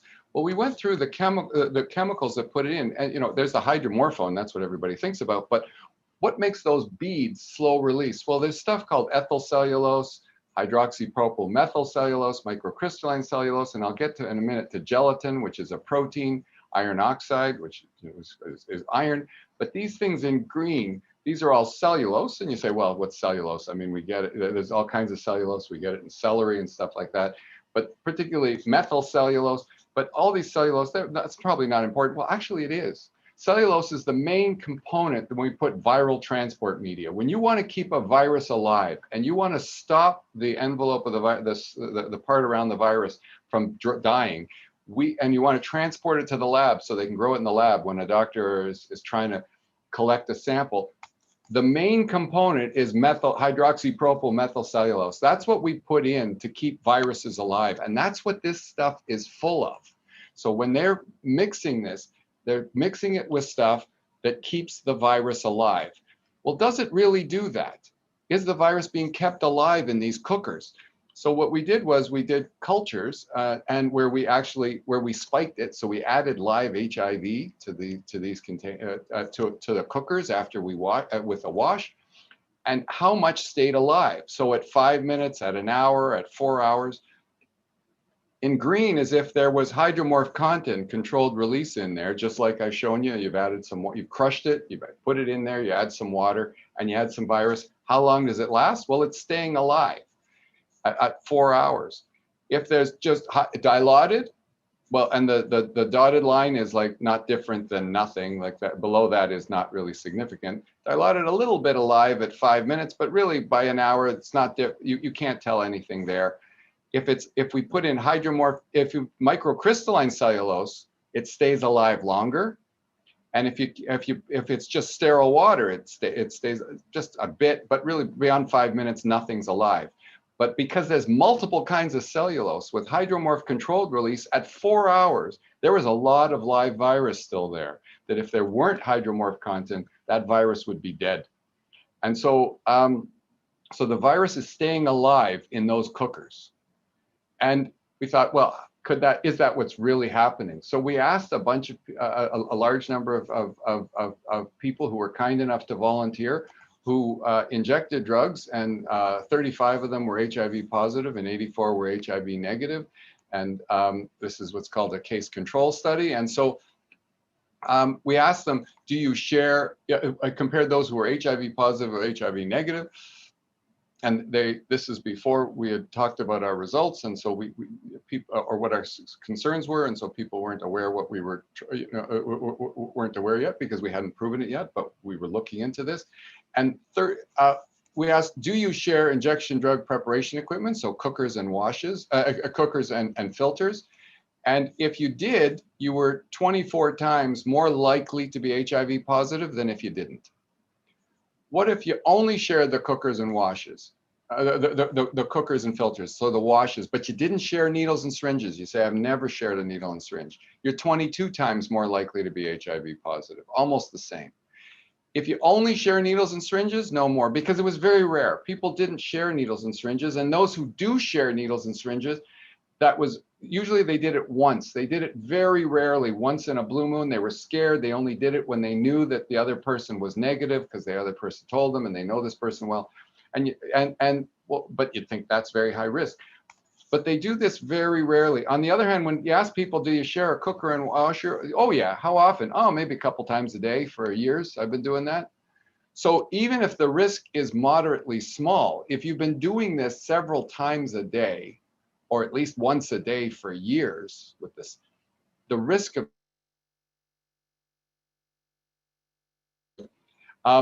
what is the risk of being a man who has sex with men in this group? Well, the increased risk of being HIV positive was 11-fold. So sharing cookers and washes was twice as strong a risk for being HIV positive than was being an MSM. It was clearly driving a lot of our HIV in our area.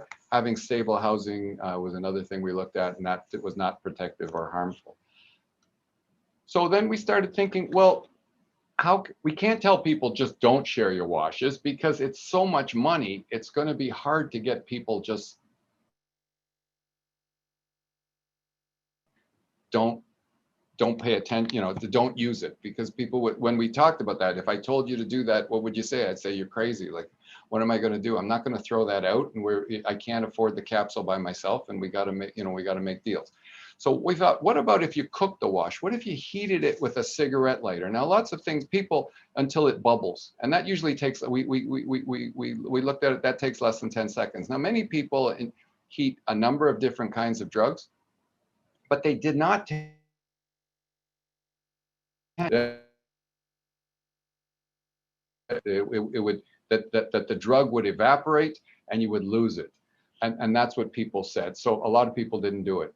So we wanted to find out two things. Would it kill the virus?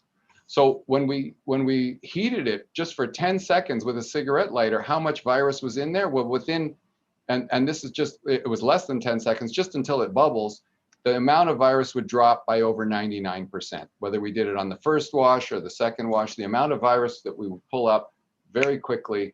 The virus is very sensitive to heat. So it very quickly died in the presence of a cigarette lighter just for a few seconds.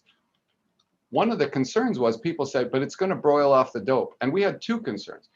If it really does boil off the dope, then people aren't going to do it because they say, we're going to lose my drug. Or could it make the drug come out faster and dissolve faster and cause accidental overdoses? And we don't want to do that. So we measured how much came out when with heating or without heating, and basically without heating is in green, and with heating is with the crosshairs, and there's no difference.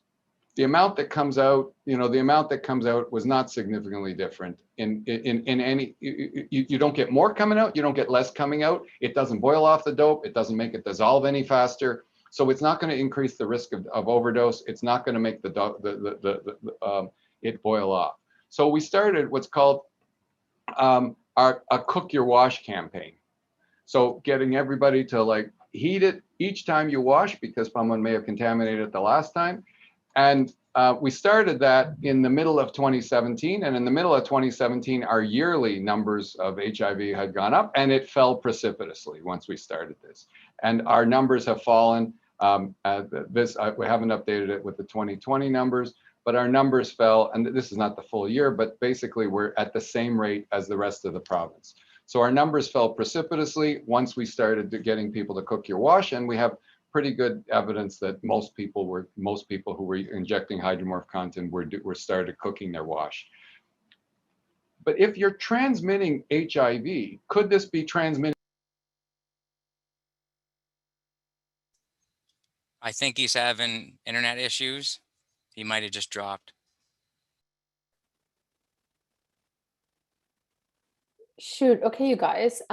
Just we'll see if Michael can rejoin us there as he logs in.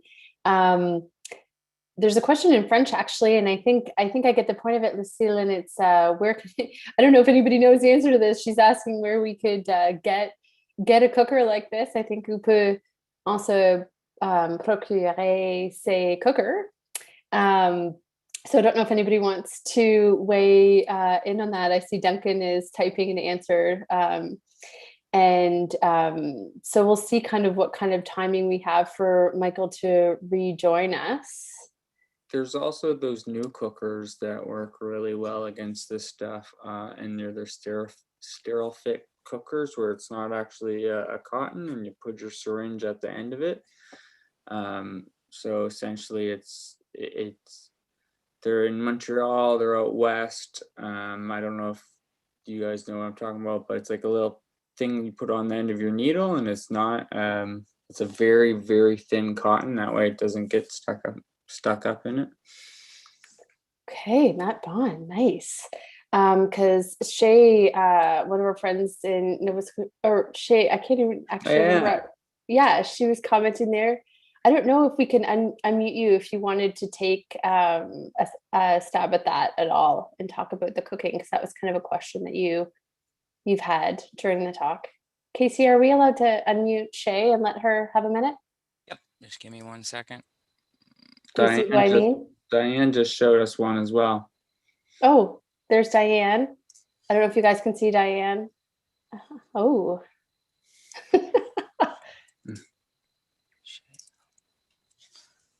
Shay, you're good to go.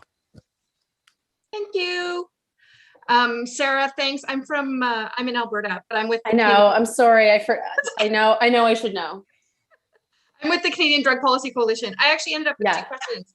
Hi, So am I back on the meet? Oh, there you go. Okay. yeah, Michael, Sorry we about that. just, All of a sudden, this kicked me off.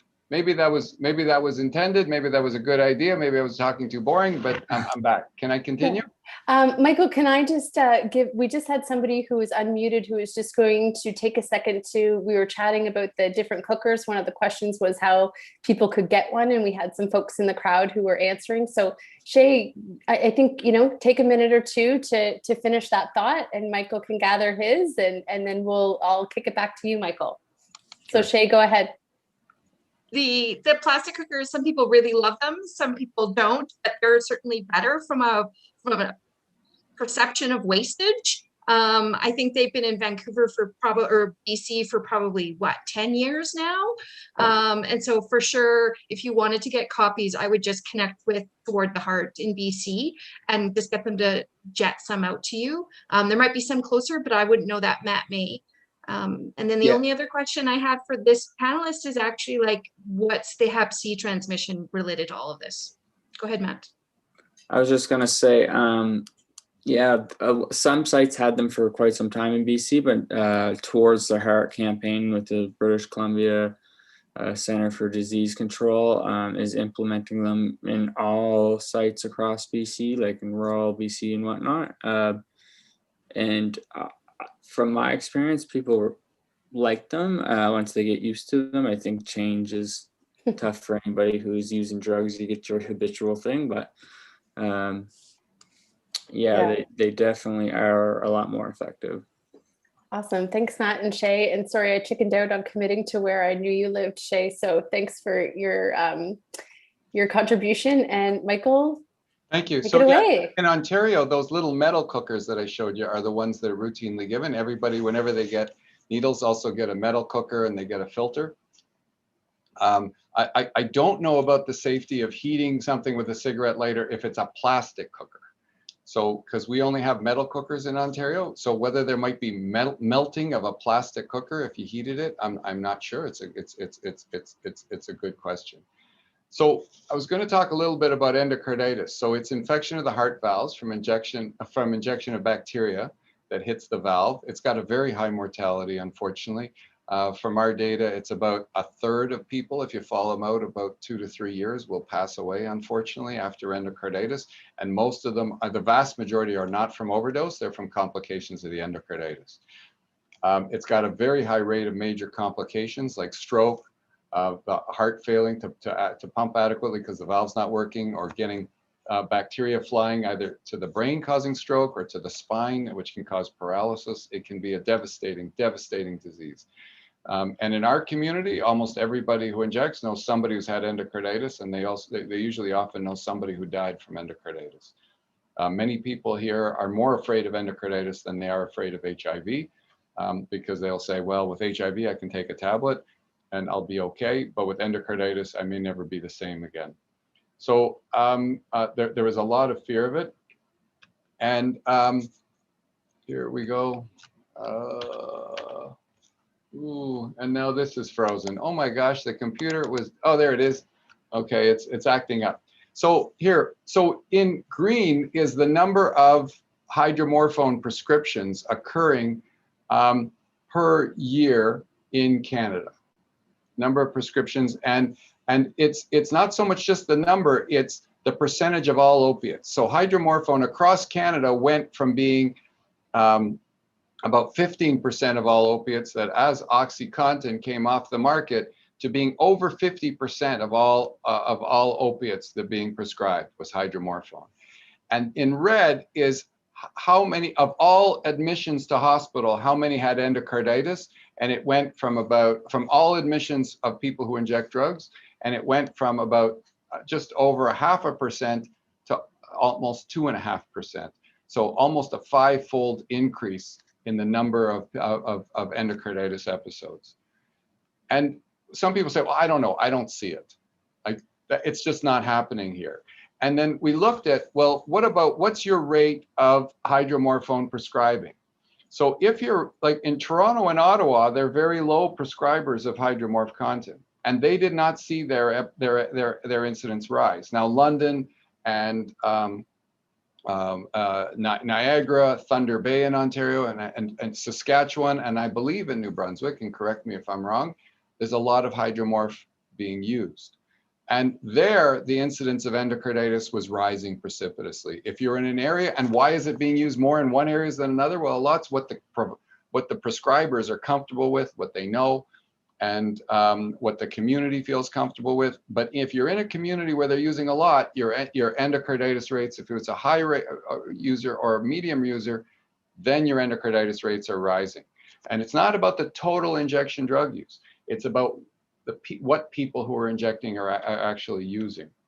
And so I showed a little bit how you do this. So you make the hydromorph content, you have these beads that are long acting, you crush them, you put it in the cooker, and you save it. But a lot of people are saving this for a while, and they're washing it multiple times, and they're folding it over. These are the cookers we use here in Ontario. They fold it over and they keep it in their pocket to keep it warm, to keep it for a long period, to use the wash, a couple hours later, a couple days later. And each time the wash, you got to put your hands on it to try to like manipulate it to add more. And so the chance of contamination. So people were giving us their leftovers after they've already done 6 or 7 washes. They weren't giving us our leftovers earlier than that because they still wanted to get more drug out of it. But after that, they were giving us our leftovers, and we were checking it to see, is there bacteria on it? Are we actually injecting bacteria every time we do this? So we looked at, first of all, there's this bacteria called Staph aureus, and it's a particularly bad bug to get on your heart valve, and it makes the vast majority. When we looked at people who had endocarditis the first time, 77% of them were Staph aureus. And when we looked at those who had multiple times, still 2/3 of the time it's Staph aureus. There's a little more diversity. Once the valve's already been damaged, other bugs can do it, but still the vast majority of the time it's that bug. And then we started collecting this used equipment and said, is there Staph aureus on it? And we found that all we did was add water and did like 1 more wash. People had already done 6 or 7 washes. And then we said, we're going to just suck it up with a syringe and then squirt it on a plate to see if we can grow that bug. And meaning that if we do, then had someone use that to inject, they would have injected that bug into their blood. 14% of the time we grew that bug, and half of them were the particularly bad ones, the MRSA, the multi-drug resistant Staph aureus, the super bug associated with it. And that's what, had they injected, what they would have been injecting. So approximately 1 in 7 times that people who are injecting this who are injecting hydromorph content are injecting the bug that's most common to cause endocarditis. But why would they be injecting that? Because, I mean, they're touching it, but it's a dry surface. And could the hydromorph content, as I said, it's got all this cellulose, which is sugars, but it's also got iron in it, which Staph aureus needs to live. And it's also got gelatin, which is protein. That's all the stuff, when we try to grow the bacteria in the lab, that's how we keep the bacteria alive. They call it like sheep's blood agar, like they take the sheep's blood and the sheeps don't volunteer, but it's tough being a sheep. And they just heat the blood, and then they've got a lot of protein and sugar and iron because the blood's got a lot of iron. Staph likes to grow on that. So we said, okay, well, let's just add, just like we did with HIV, add Staph aureus and see what happens. Well, in blue is how long does it live? And you'll see this is in a doubling time. So every one it moves is twice as many hours. And this is on a log scale. So every time it goes up, it's another 10 times more. And if that's just with sterile water, well, it dies off relatively soon. If it's with dilaudid, which is just, the hydromorph immediate release, it actually inhibits, the hydromorphone itself doesn't keep it or alive. But if it's hydromorph content, the organism lives about at least twice as long. And since you're handling it so much, and this organism is often on your hand, and now we're putting stuff in there that keeps the organism alive, this could help keep this bacteria alive. So then we looked across the province of Ontario and we said, well, if you were prescribed hydromorph content, because we can see that in the prescription databases, how likely are you later to get endocarditis? And we know that some of it is diverted and some of it is injected, some of it's taken by mouth, but we have ways of looking at, to see if someone's likely injecting from the administrative databases. And this is a very large study, so almost 8,000 patients. And we compared those who likely were injecting drugs because they had hepatitis C, or they'd been previously admitted to hospital with overdose, or they'd previously been treated for addiction issues, and yet they got a prescription for hydromorphcontin, or they got a prescription for something else, any other opiate, including immediate release, and they had it within the past 4 months. If you had hydromorphcontin, the controlled release, you were 3 times more likely to get admitted subsequently with endocarditis, 3.9% versus 1.1%. So you're 3.3 times more likely than but if you had hydromorph immediate release dilaudid, you were no more likely to get endocarditis than anybody else. The hydromorphcontin was driving a lot of our endocarditis across the province. And again, we said, well, what about cook your wash? What if you heat it? And we said cooking the hydros was one term people use, cook your wash. And again, we found that it's a complex slide, but there's about a 99% fall after you heat it, with both the methicillin sensitive Staph aureus, the routine Staph aureus, and the superbug Staph aureus, both a 99% rapid fall after just heating it up to 10 seconds until it bubbles, because the Staph aureus dies relatively quickly. So since we've done this, it was brought in to try to control HIV, but we've seen a dramatic fall in our endocarditis rates. Now we're still doing a full analysis with it. And the one proviso that may have, because around the same time as we were doing the cook your wash, that came out, or shortly thereafter, because we started publishing about this and educating people about this, some providers started saying, well, if I'm giving safe supply, I don't want to give hydromorphcontin. I'm going to give hydromorph immediate release, dilaudid, because I think that's less likely to cause these infectious complications. Now, what would be even best is sterile liquid, because then you wouldn't have all that particulate matter, like sterile hydromorph, which is given in hospital, clean liquid. But right now in Ontario, they're not allowing them to prescribe this. I suspect it's the same in New Brunswick, but I'd be interested to hear. So we've done this campaign, and it's now spread in Saskatchewan. These people have all given permission to have their pictures shown. They're happy to, but it's peer-to-peer. People are educating their colleagues about, this is about the safer way to inject and trying to cook your wash, and to both prevent HIV and hepatitis C and endocarditis, and to make it safer for all of those. And I'm presenting all this data, but I'm not going to go through everybody, but clearly this is a big team we have involved in trying to study how to make injections safer. So I'm going to, I apologize for the technical interruptions that we had, but I'm open for questions if anybody has, and interested in what you think about Cook Your Wash for New Brunswick. Hey, Michael. So there's been a lot of questions and back and forth, and actually some really dynamic answers happening in the chat. So people are kind of answering a lot of their own questions, and people are participating. But one question, and maybe we'll just take this one given the timing, is Carrie Ray asked some clarification around cooking hydromorph, just because she mentions that there was a time when we weren't recommending cooking. This is back in the day due to gelatin and wax balls, but it sounds like that's changed. Yeah, so there was a lot of concern. You're exactly right. And there was some education saying don't do it, because now what we use here are filters to try to make it so the gelatin, so that, it doesn't, you can still draw it up. But I do think that because of the issues of HIV, and because of the issues of the bacteria, Staph aureus, and I suspect that the same is going to be true of hepatitis C, which also is very sensitive to heat, although we have not studied that yet. We hope to. That I do think, the infectious issues will be much safer, and patients who tell us they've been heating have not found it to be a problem. So they say since they've started cooking their wash, they have not found these gelatin balls that people thought would be an issue to be an issue. And when we've done it in the lab, it was sort of like it's going to boil off the dope. We found that doesn't really happen. We have not found the gelatin balls to be an issue. And someone asked, should cooking that wash pre for all opioids or only for hydromorph content? I'm sorry if I'm taking your job, Sarah. You're supposed to be screening it, but just showed up on screening. But at present, we're only recommending it for hydromorph content. It's fine for dilaudid as well. And why am I only recommending it for those two? Because we've shown in the lab that it doesn't make more drug come out and it doesn't boil off the dope. So we've shown it's safe for that.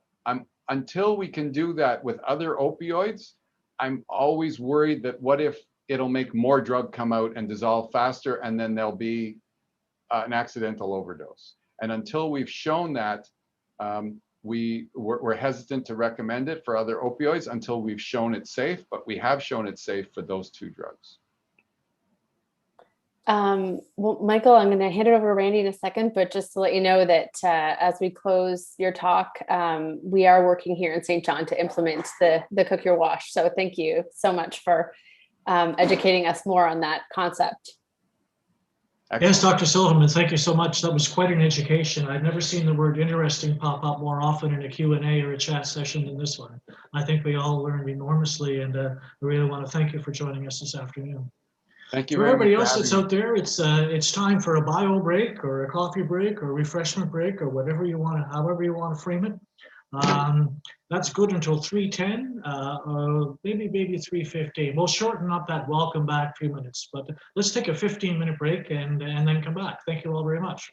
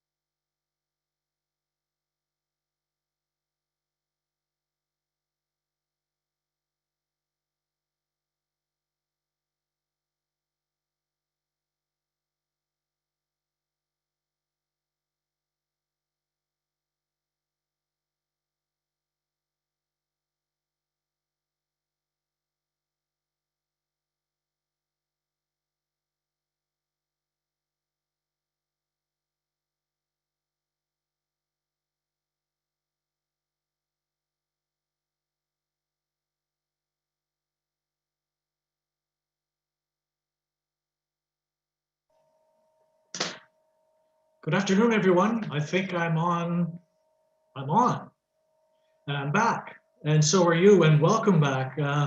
What a couple of hours we had with some incredible presentations and lots of information. And now we're moving into a couple of panels to wrap up the afternoon.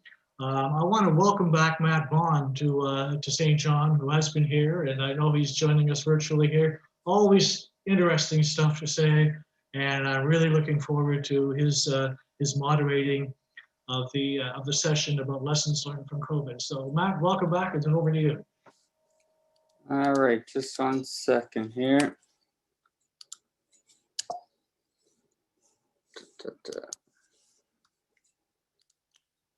It's been a great afternoon so far. I was going to say morning, but I think I like to sleep in, so don't mind me. Really thankful to be asked to come and to present and really share a session with a couple people I really respect out of Avenue B, with Diane Kearns, Melanie, and Kathy Gauguin. I'm not sure if Melanie and I have met, but I'm sure we will. So we're talking. Does that look weird on your guys' screen? Kind of small? Is that better? I think that's better, Matt. Okay. So my name is Matthew Bond. I'm the program coordinator with the Canadian Association of People Who Use Drugs. Amongst other things, I'm a board member with the International Hepatitis and Health for Substance Users, knowledge translator for the Dr. Peter Center through the Urgent Public Health Needs site, and a board member with the Canadian Students for Sensible Drug Policy. And we were in Fredericton back in November, and I forget the name of the person who made us this little logo of our guiding principle, but I think it's the cutest thing. And that was a really great trip. And hopefully one day we'll get back to doing more of those trips.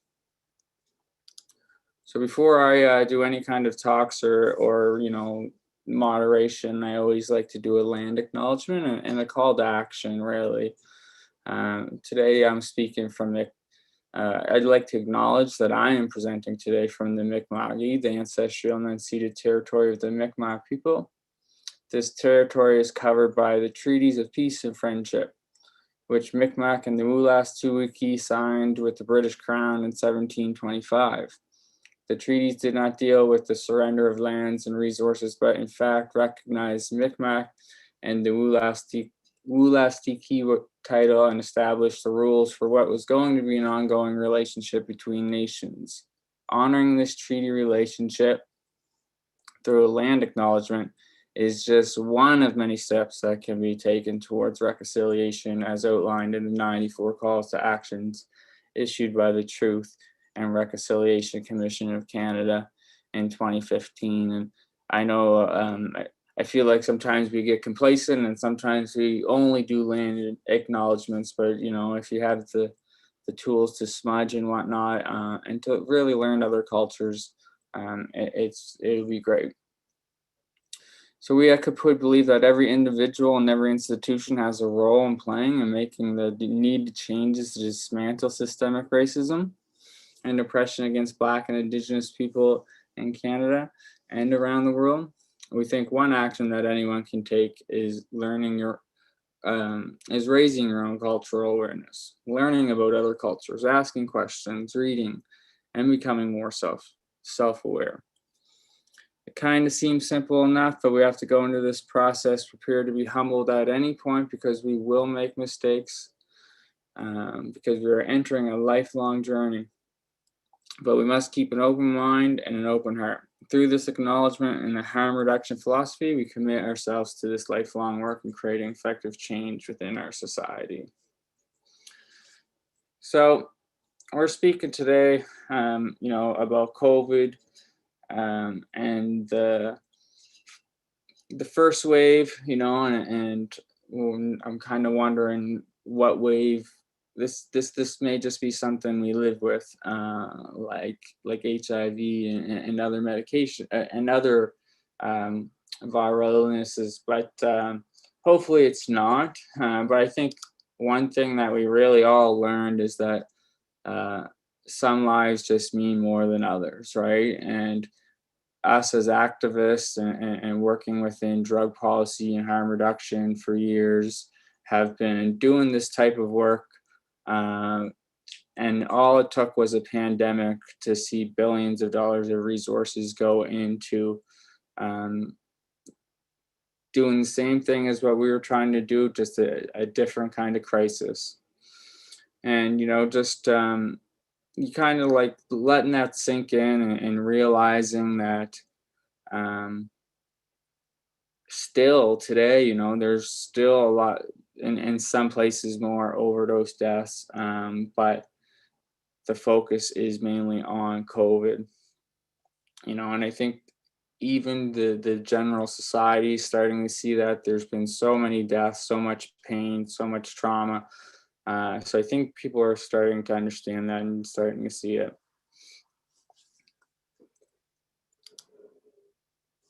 I just wanted to quickly show 4 people that I knew that passed away last year, and I don't live in the downtown east side. I live in Halifax. I actually live in rural town, so really not even that close to Halifax. And every year, it seems to be the numbers growing. It used to be 2. It used to be 3. Every year that I knew that I died, that somebody that I knew that died, and it's just not letting up. We really need to do more. This picture with Malcolm is just a sin, right?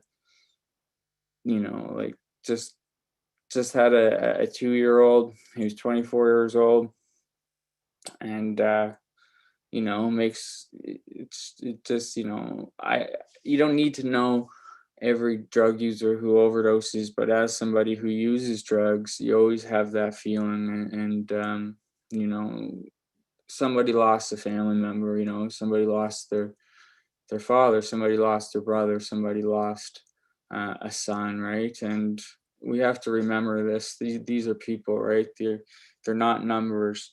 Maya Harris on the left was a 15-year-old that tried MDMA for the first time, right? Like, I overdosed in the summer, and just kind of even speaking that Maya didn't make it, and I did. I feel guilt and shame over that, because it shouldn't have happened. There should have been education at school. There should have been drug testing available to her. There should have been a safe supply of something. I know it's touchy with youth, but at least there should have been an alternative to then or death.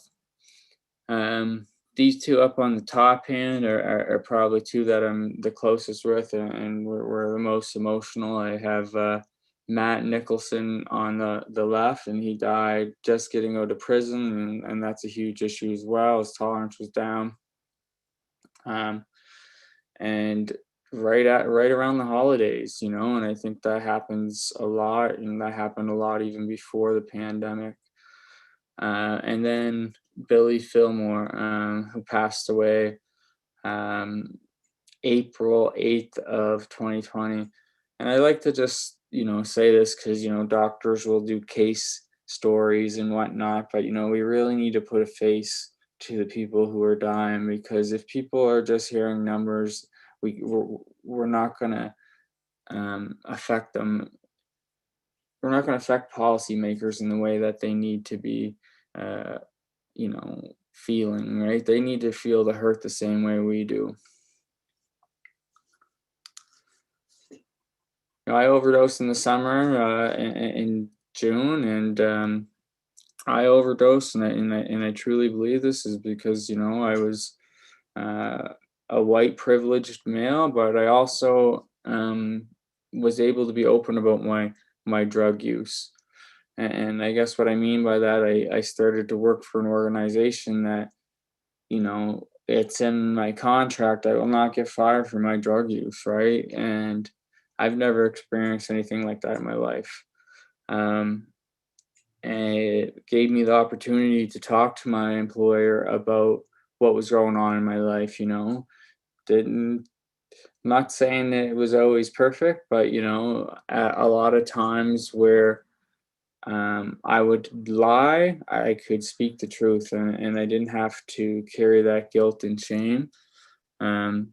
But also, you know, we have a very toxic drug supply in Halifax right now. There's more and more fentanyl, and it's, you know, it's here. It's been here for a long time, right? We may not see the same numbers as in Toronto or in Vancouver, but we're dealing with the same crisis.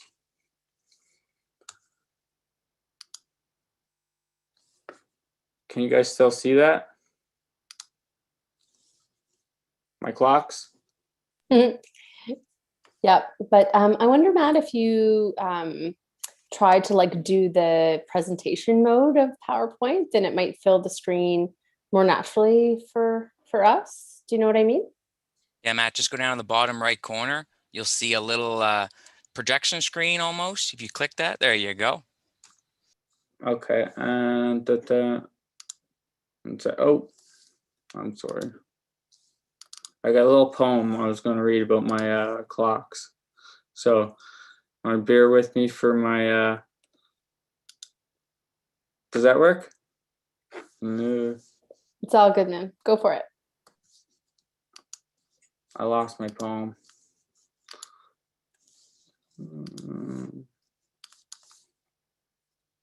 I'll just read and go back.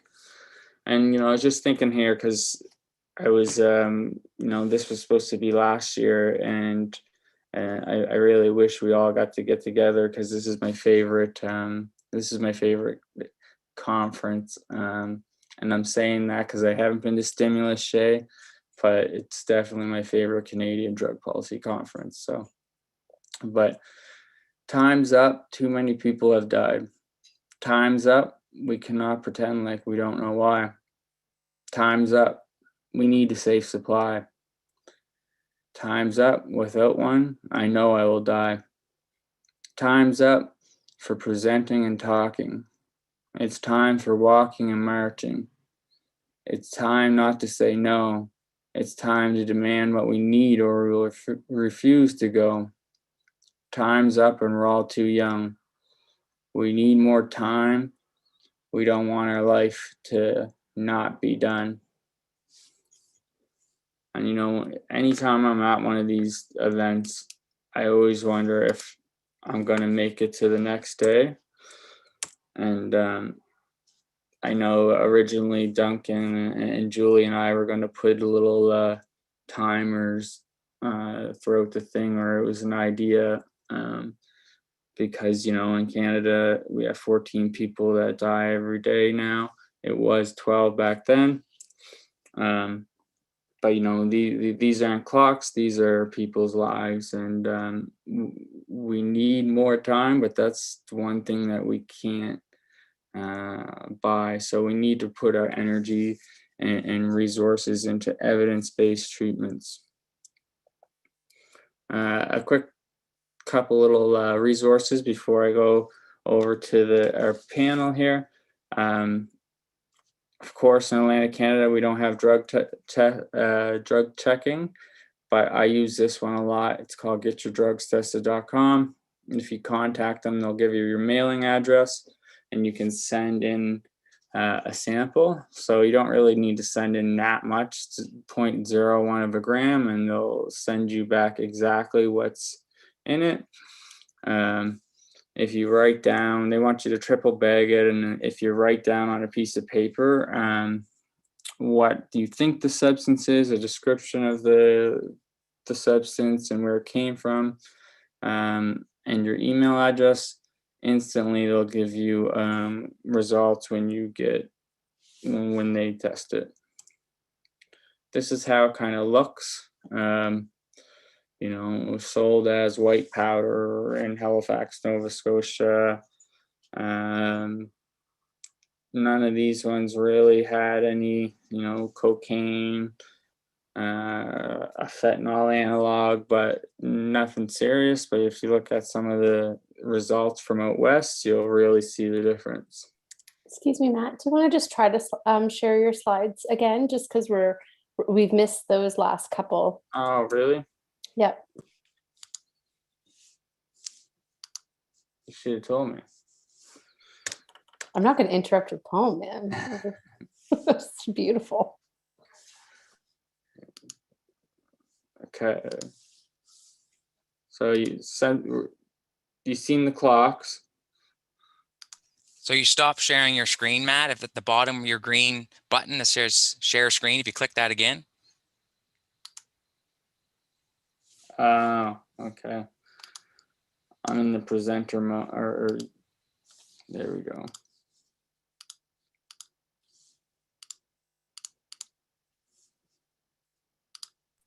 Perfect. Okay. So yeah, getyourdrugstested.com. I'm not sure if people have been doing it in New Brunswick or not, but I know there is a large appetite for drug testing. I had people reach out to me in PEI, Newfoundland as well. So it'd be really great to maybe even get an Atlantic Canadian drug testing service going on.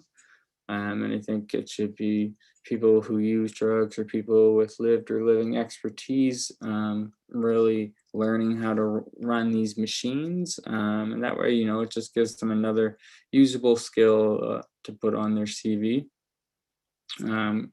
This is a free service. They recommend you put $5 in, but you don't have to. You send it in to one address. I always write like, this is an exempted service. I put my name on it and everything. So sometimes I'll put a funny note if a cop was to intercept it. But so far I've had no problem. You know, I guess technically it's not legal to send it through like on my end, but it is for them to receive it. But I don't think they have any problems with it. And what the results look like are here. And this is kind of the last picture I took from, I think they do monthly results. So they have the date tested, location, sample description, sold as, results, and any other notes. So we can see in Nova Scotia, no one's really testing any opioids. Maybe some potential what they thought might have been heroin, but yeah, so this isn't the most interesting kind of result of you know, we're not seeing a lot of fentanyl. We are seeing it in Halifax, but people aren't testing it, or they're not testing it through this service.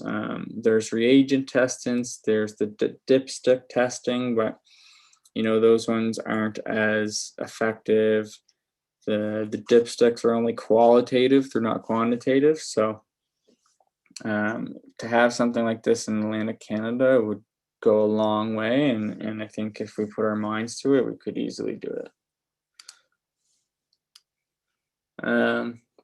And then I just wanted to put a plug in for the Urgent Public Health Needs Site Community of Practice. So I'll probably have some questions for Diane and whatnot around overdose prevention sites or urgent public health needs sites. To me, you know, that's Health Canada's new terminology for an overdose prevention site, but an urgent public health needs site could be so many things. It could be just drug testing, it could be a homeless shelter, but this is a community of practice we have through the Dr. Peter Center. We meet, I'd say, about twice a month, and we learn about various different topics. We talked about lateral violence last time. We have one coming up on party and play, but it's a free network, lots of resources, lots of opportunities for people who use drugs through PWUD. So if there's members at your organizations with lived experience that want to join a meeting, they'll get paid for coming. So I can send out the website or put it in the chat box, and would love to see some more of you there. That's it for me. So for the moderation, Julie or Diane, are you doing a presentation, and then we'll do questions and answers? Hi, Matt. Hello, everybody. Melanie and Kathy and I all just, we had a little chat, and we are just wanting to bring each from our own perspective what our experience was with our clients and the people who we connect with every day during COVID, and where some of the gaps are. So I would say if we each want to just do a blurb, I'm happy to start if that works for you, Matt. Perfect. Are you guys open to questions and answers after? Sure. Awesome. So for those who don't know, I'm the Harm Reduction Program Coordinator here at Avenue B in St. John. And our needle distribution program remained open during the first go round with lockdown. It was a little creepy with looking a little post-apocalyptic out on Waterloo Street. But the biggest thing we heard from people was that they were hungry and cold and lonely. And for people who are already feeling discarded,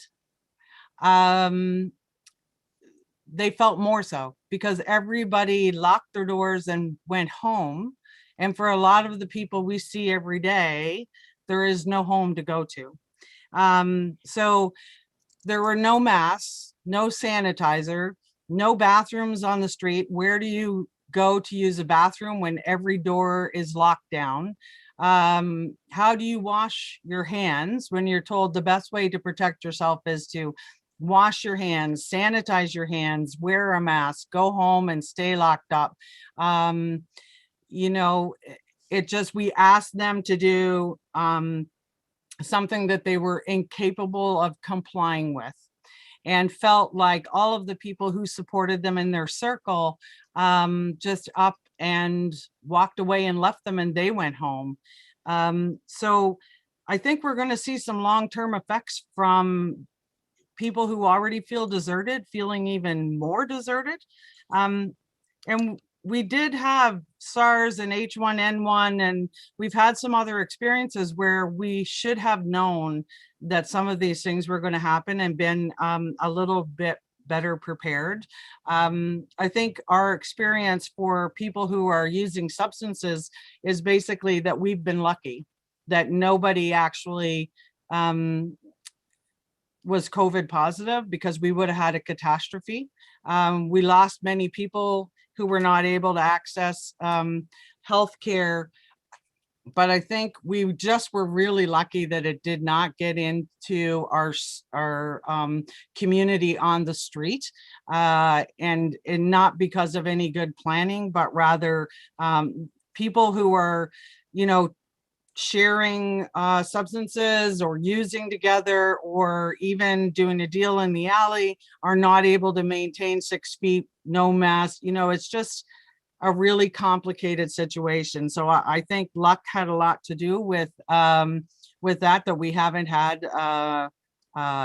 we haven't seen any cases of COVID amongst our population of people who are accessing our program. And I will leave it at that and pass over to Kathy.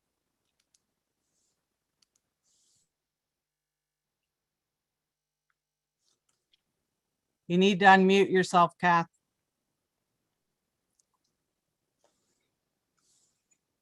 Okay, I got it now. Okay, I'm Kathy Gogan. I've been part of 8 St. John now, well, Avenue B now, but about 21 years now. I am a drug addict. Luckily, I've been clean for the last 11 years, but that's not without some trials and tribulations. I wish I would have used some form of harm reduction back when I was using drugs, because in the year 2000, I was diagnosed with HIV. I deliberately took someone's needle full of blood and stuck it in my arm, and then became HIV positive. I was also co-infected with hepatitis C. Luckily, with Harvoni, I am now hepatitis C clear. Right now, like, I've been everything in this organization, from a board member. I'm on the STAC committee, the Sex Trade Action Committee. I've been a volunteer, I've been a client, and right now I am the peer support coordinator. We were planning on having support groups, but because of COVID and the different stages we've gone through, this wasn't happening. So we decided last month that enough is enough. We're just going to go ahead and get this stuff done. So we can bring 8 people in each time we have a meeting, and they can safely social distance. I've been getting, it's only our 3rd meeting coming up in March. But we're hearing a lot of stuff that's going on outside on the streets. Apparently you can buy drugs with fentanyl or without. I guess it's your preference. Crystal meth is been a big problem too here. I have had ever had any dealings with crystal meth, and so this is all new to me as well. But I see what it's doing to people, and I see the paranoia and the stuff that's going on with them, and that, you can't help but just feel for them. But yeah, so hopefully the support group will take off good. Like I had a good response the first week. The second week wasn't as great, but we're not giving up, and we got a lot to do. So, and Al, your turn. Kathy. Thanks, Kathy. Yeah. Hi, everyone. So Fresh Start is a small agency. We're actually next door to Avenue B. And so our primary focus is homeless prevention, but we also do street outreach and support to homeless women. And in the last year or so, actually right around COVID, we started seeing more and more men looking to access our services. And so just that's a whole other story, but we do take a trauma-informed approach, and just feel that men are very responsive to that with us, where they may not be getting it at other mainly kind of male-dominated spaces. So for us, when COVID hit, we closed down. We closed our office and tried to support Avenue B in staying open, and still did our street outreach evenings and weekends, just to make sure there were supports on the street. So Diane said about being hungry, cold, and lonely, and what we were hearing on our end when we were out and about was the fear for some people who were letting homeless populations crash, couch surf at their houses and their looming evictions potentially. And then the flip side is for people who couldn't access a safe place to stay, that were tenting in the woods, and like Diane said, not being able to access clean water to wash their hands, washroom facilities. So it's kind of this very challenging time, even for us, because we, even as service agencies, lacked the resources to really support our homeless population, and we cobbled together and did what we could. We had some donations. We had committed volunteers and staff who really worked to, what can we do? Can we find a bottle of hand sanitizer, and how can we spread that out to as many people as possible? At one point, using sandwich baggies with hand sanitizer squirted into it just to be able to give something, which is not ideal for people to have. So for us, it was, COVID laid bare the added precariousness of homelessness when you face a pandemic. So we were very much pleased that the province did a no eviction order, but then the challenge became we're going to get hit with massive influx of people who are homeless in the summer. That didn't happen. I think we played a role in that, in reaching out to as many landlords as possible to talk to them, explain to them, and try to mitigate that. And for the most part, we had very few evictions of tenants who had let friends or people they knew from the street live with them. And the flip side to COVID as well was that although people weren't easily getting evicted, it was challenging to try to house anyone. So you kind of saw this whole period of time where there was little support from agencies where we were closed. Avenue B was vital in staying open and trying to support them for that daily support for individuals. But one of the other things is that we work with a population, our clients, our participants, who through the run of the day, we're maybe the only people that they feel care. And so it was brought to light. I was uptown one day during the pandemic. The lockdown. I was just, looking to see who was out and about and if there's anything they needed. And one of the clients came running over and I said, no, stay 6 feet. And she said, I'd rather die than not have someone touch me. And so that is just, we are the only people sometimes who have a gentle touch, whether it's a hug, touching the knee or touching a hand. And for our clients and our friends, they think of us as family. They were just so devastated to lose that. Imagine going from March until July, even through till now, with no feeling that no one loves you or wants to be around you, and you can't even have the comfort of human touch, right? So there are so many factors that go into play, like Diane said, that may have long-term implications for our clients and our participants. So for us, the homelessness during COVID morphed more into ongoing, what do we need to do to make sure the resources and the supports are in place so that we don't go through this again in successive waves, and we still aren't there. So thanks. I would just add to that, Melanie, that one of the comments came back through you and Kathy and I had talked about last week was that the whole process of sanitizing.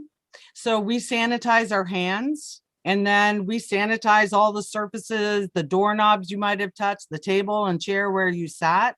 And that for people who are already on the fringes now and feel like they're treated as less, now we're sanitizing after them and they're dirty, that I might not interpret it that way, but for somebody who's on the street, who's already,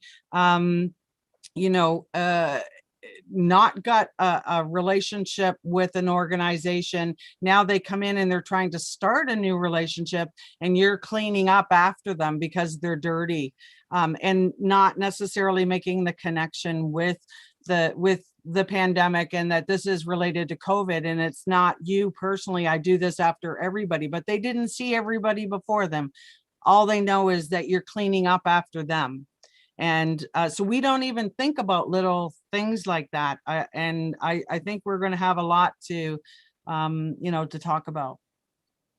Yeah, and on that, Diane, I was wondering maybe you can elaborate too, but at the beginning of the pandemic, I remember a lot, I was even working at the shelter, a lot of people didn't even know about it, right? Like they really, like when it was really first just starting to ramp up, lockdown orders were going on, people didn't know about it. And then kind of have that come in and you're making them wash up and whatnot. And how can we normalize that in a way that people aren't feeling stigmatized or discriminated against?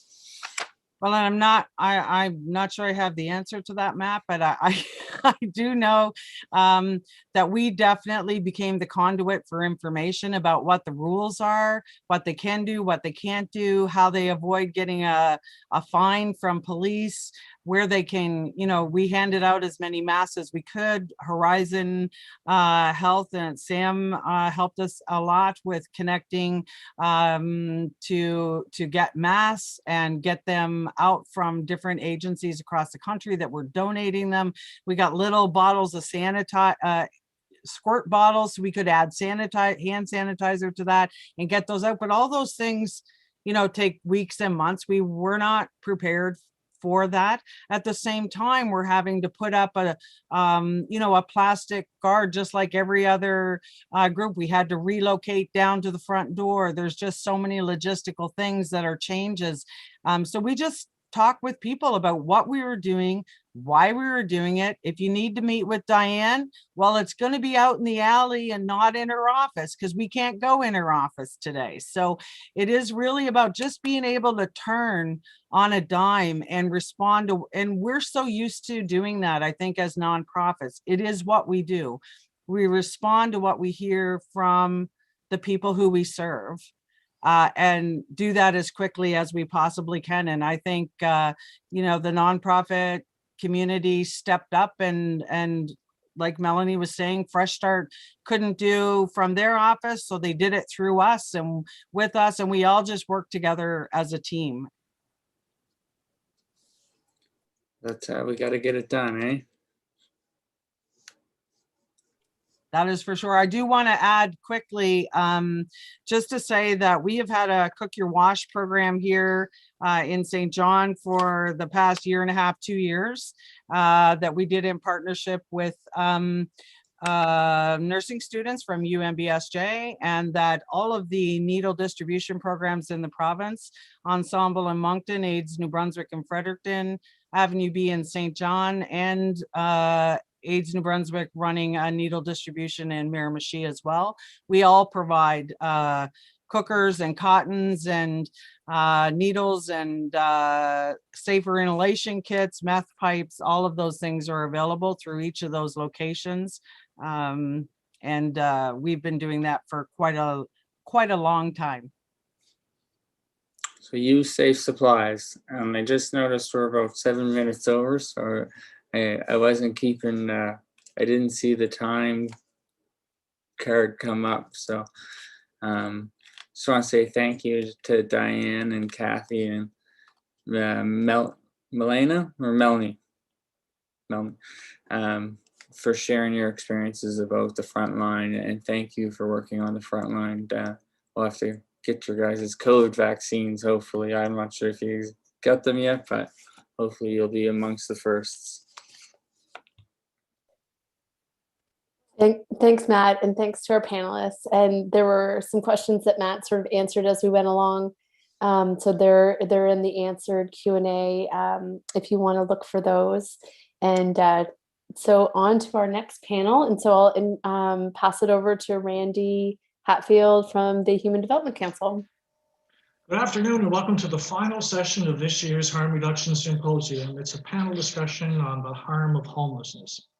An adequate supply of housing is in itself a harm reduction intervention. Affordable housing is raised at every community table this Social Planning Council participates with. It was raised by speakers this morning. It's a cross-cutting theme in any of our discussions at the community level. Harm reduction is meeting people where they are, but not leaving them there. But if we can't find them, if they've fallen between the cracks, we can't do harm reduction well. I'm going to tee up a conversation with 3 panelists with just a couple of data points that I think will be instructive. We know that homelessness is a stubborn problem, and we know we rely on a proxy measure of shelter use to determine the scope of homelessness. So we're not looking at couch surfing, tent cities, sleeping rough. We're looking at people who are using shelters. In New Brunswick, with 7 emergency shelters in the province, in the first 3 weeks of February, 378 unique individuals used a shelter. For our guests from larger provinces, that may seem like a manageable number. I can tell you that's a stark number we're dealing with in 3 principal cities, none of which has more than 70,000 people.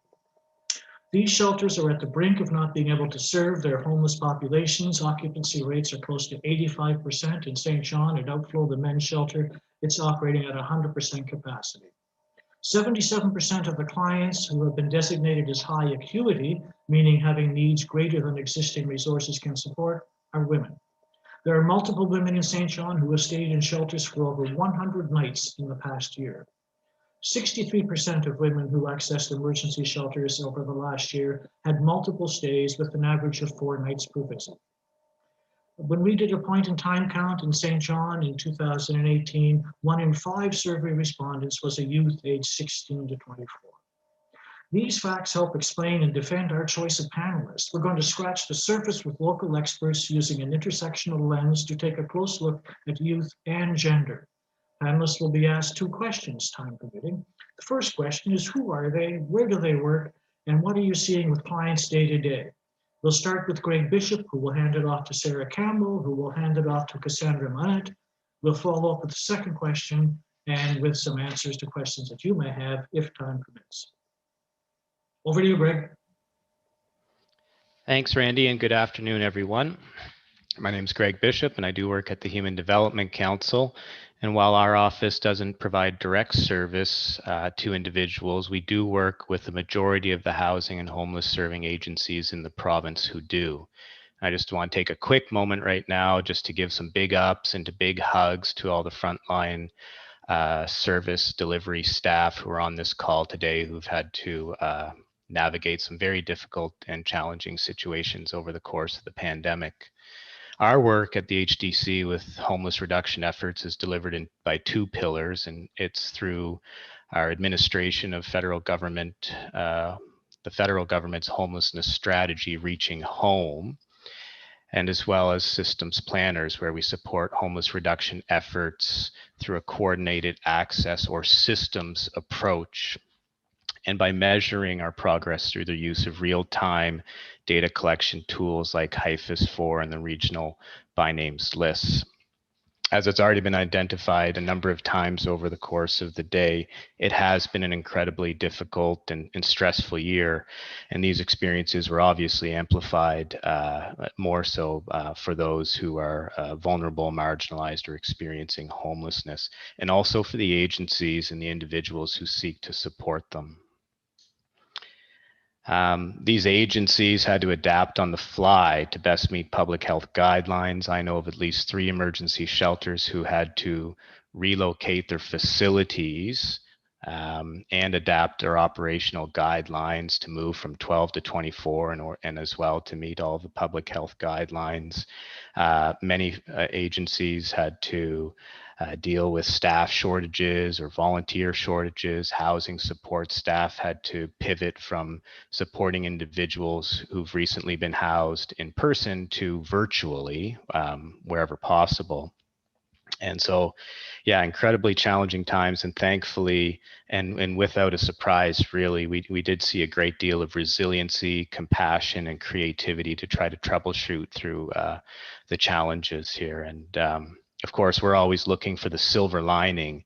And I would say that a couple points, we did see some new collaborative partnerships between social development, health, and community, where committees were established, thinking of the emergency shelter regional support teams to help guide and respond to the pandemic, but also to do a lot of troubleshooting in between. And we also saw great progress in the adoptions of by names list processes in the 3 urban centers of New Brunswick. And for those unfamiliar, by name lists are real-time lists of people experiencing homelessness in a community. It includes a robust set of data that supports housing prioritizations and placements.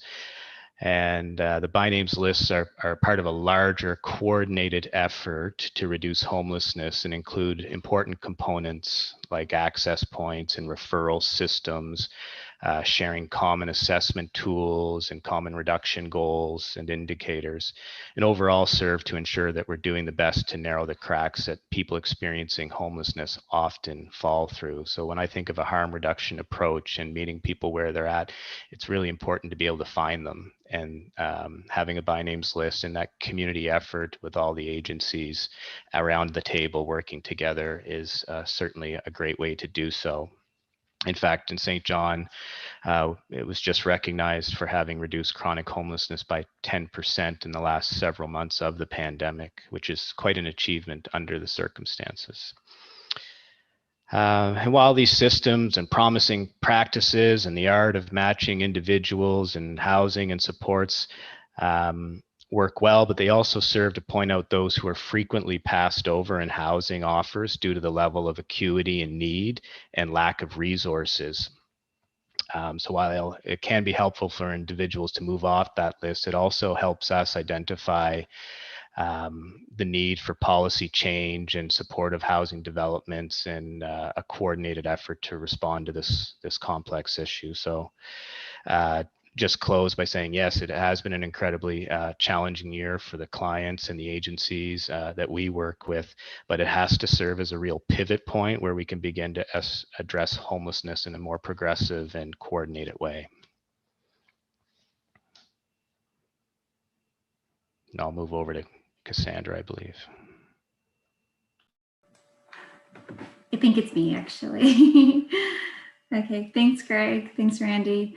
And thanks for everybody for hanging in. This has been just an amazing afternoon, and I can't believe they put us last, and it's a little bit daunting after following all of the other presentations today. But I'm Sarah Campbell. I am the research manager for the New Brunswick Social Pediatrics Research Program. I'm also acting as supervisor for the Parent-Child Assistance Program right now, and I'm a volunteer board member for the Elizabeth Fry Society of St. John.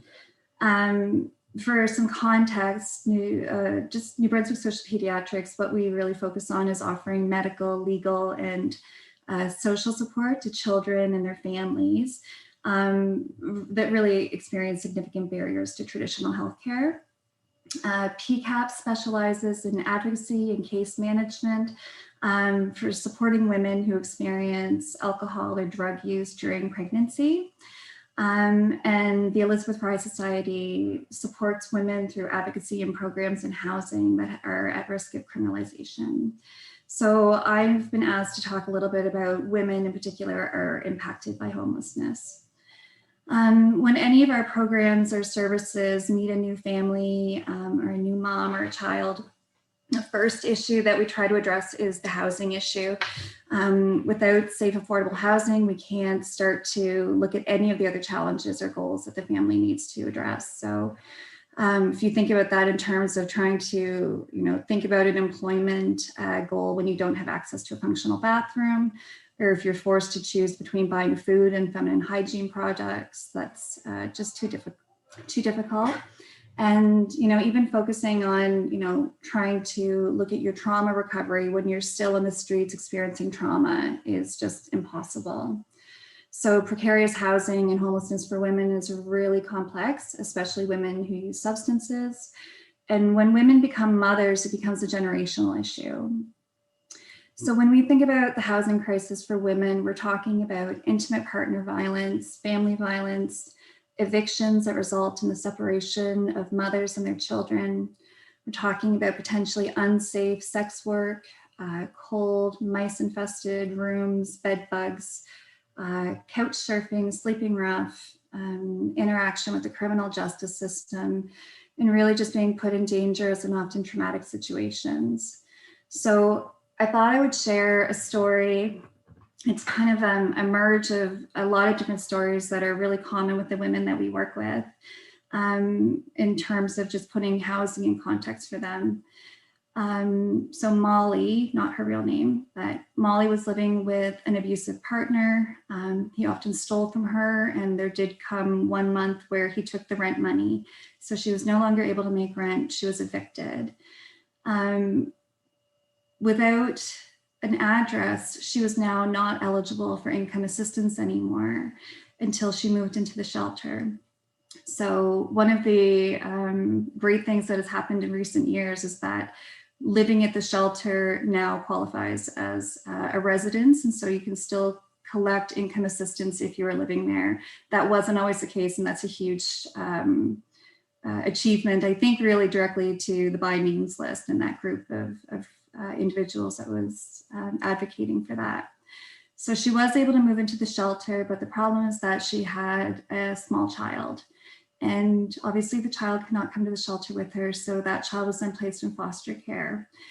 And when you have someone that loses custody of their child, their checks are reduced so that they no longer have that top up. and they lose their Canada Child Tax benefit. So the idea of her now trying to find new housing where she and her daughter could live was next to impossible because she no longer had the resources. So this went on for 6 months before she finally came and became enrolled in PCAP.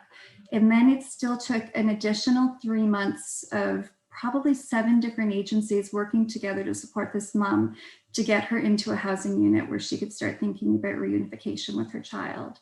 So that's a huge, social cost. It's a cost to that mom. It's a cost to that child. It's a cost to the system. And really, if there had been a bit of a safety net there for her, then a lot of that could have been avoided. The other part of that is that when children are placed in foster care, that creates a bit of a generational cycle of homelessness. One of my colleagues just sent me something this week that showed that 50 to 60% of children or youth that are homeless in Canada right now have interacted with the foster care system or aged out of foster care at the age of 19. So it's, I have tremendous respect for those foster families and the support that they are offering to those families and those children in times of need, but it should be a last case scenario. And when there's not safety issues in the home, then that should not be the go-to. We should be looking to keep families together at all costs. On the other hand, when the pieces come together and the family and the community is able to support these women, they really, really thrive. We've seen so many women who experience mental health concerns, they use substances, they've lost custody of their children, they face enormous stigma in their day-to-day life. But when we get them affordable housing and give them some community supports, they just show amazing resiliency and really can make some significant strides ahead. So we know that there's gaps and flaws in the system. There's a major shortage of adequate housing here in St. John, but there's also amazing people in groups and organizations that are supporting that community. So I think if we really had a safe, affordable, inclusive housing model, we can start moving the needle on things like generational poverty, the prevention of trauma, and adverse childhood experiences, especially. I'm going to pass it over to Cassandra to talk a little bit about the youth perspective. Thank you, Sarah. Thank you, Greg. Thank you, Randy. I'm very happy to be here. I'm Cassandra. I'm a case manager at the Teen Resource Center. I work primarily for a program called UYes.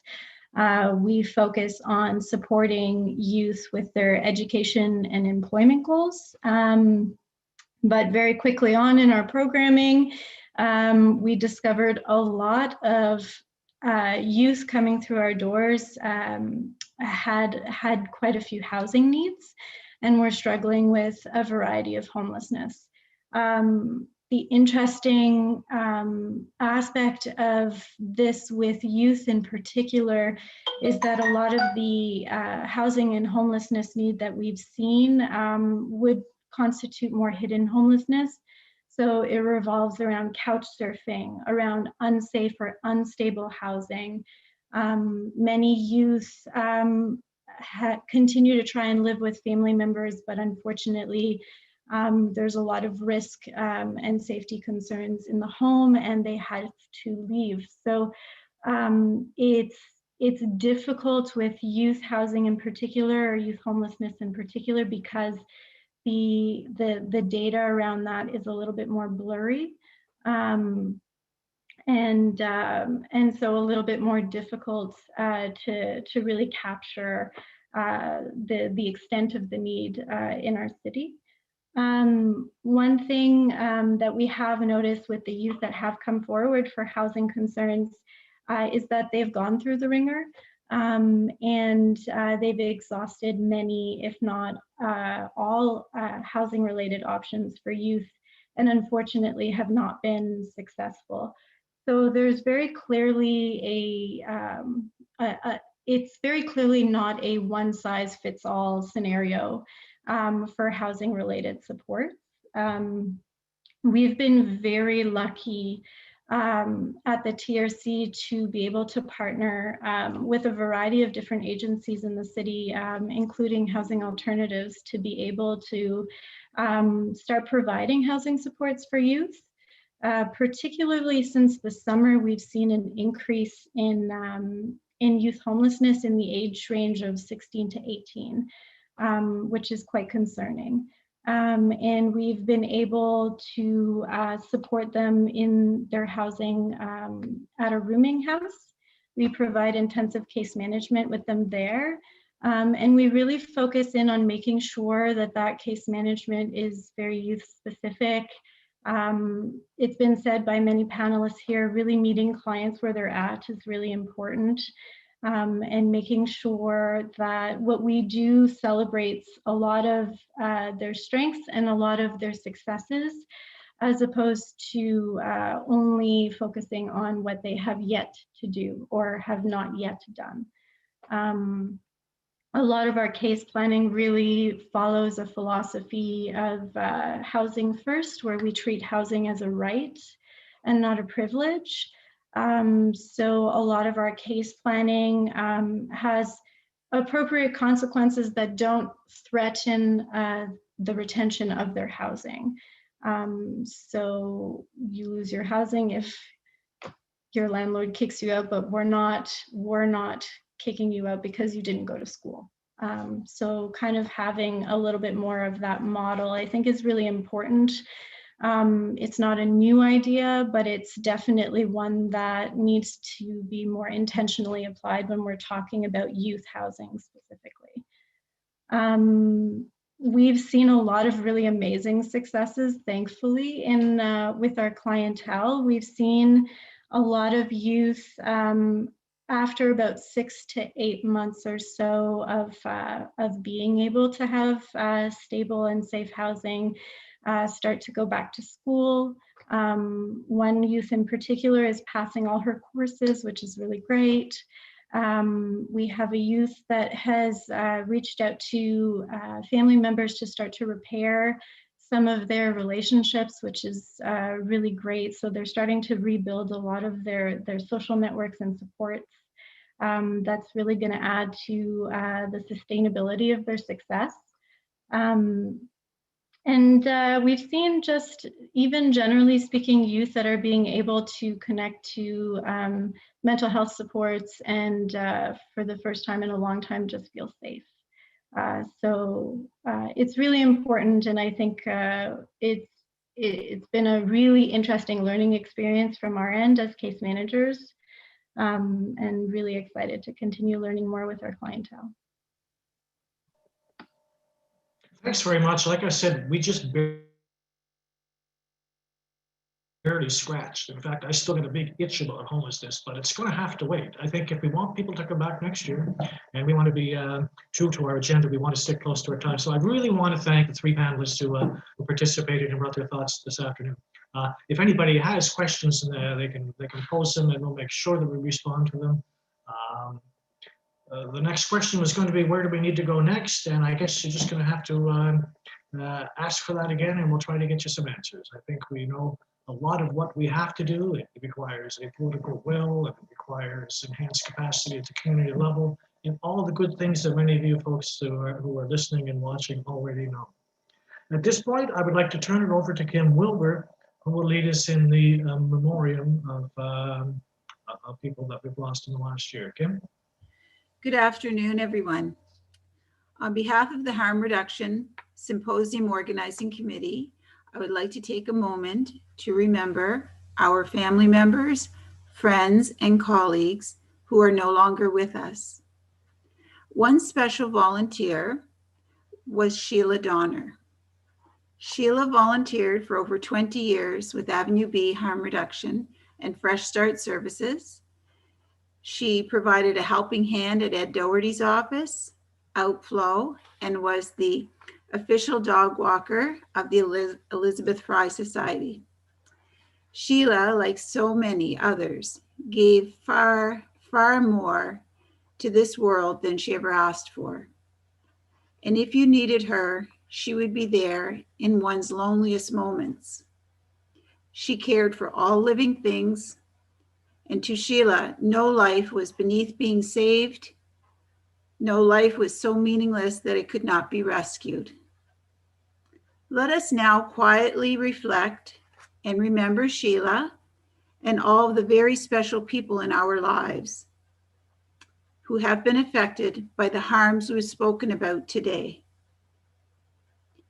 Britt, Norm, Sean, Ashley, Aaron, Tara, Travis, Robin, Terry, John, Stefan, Todd, Joanne, Bobby, Alex, Toby, Liza, Christina, Vicky, Ron, Donna, Tyler, Stephen, Colin, David, Michael, Ryan, Aaron, Travis, Stephen, Eli, Skylar, Mitch, Kim, Amber, Shane, Sarah Jane, JP, Nadine, Tanya, Jeff, Brandon, Edward, Janet, Barry, Cassie, Ashley, Krista, Rose, Tanya, Mandy, Lee, Dusty, Lexi, Rhonda, Ronnie, Mitchell, Sarah, Kyle, Ronnie, Harold, Dawn, Michael, Tikoy, Caleb, Neil, Danny, Matthew, Julian, Stephen, Craig, Tammy, Lori, Jesse, Elaine, Patrick, Norman, Kristen, Robbie, Dusty, Sharon, Michael, Alan, Martin, Chuck, Alex, Doug, Todd, Kyle, Donna, Ricky, Eric, Stephen, Clifford, Tyrell, Sean, Duncan, Daryl, Randy, Tyler, Eric, Jeannie, Sheila, Matt, Bill, Malcolm, Mike, and Maya.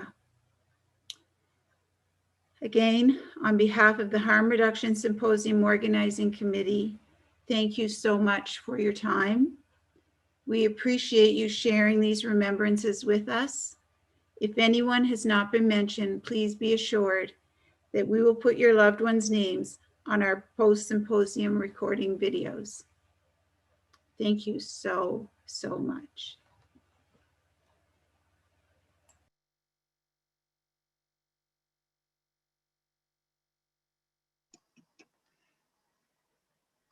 Well, is this my time, Sarah, Randy? I think so. You go, girl.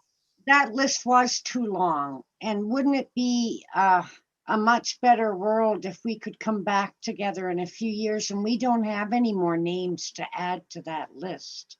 You know, that's just the most awful part, is that we're adding names of people that we all love. Like, those were the names of people that are loved.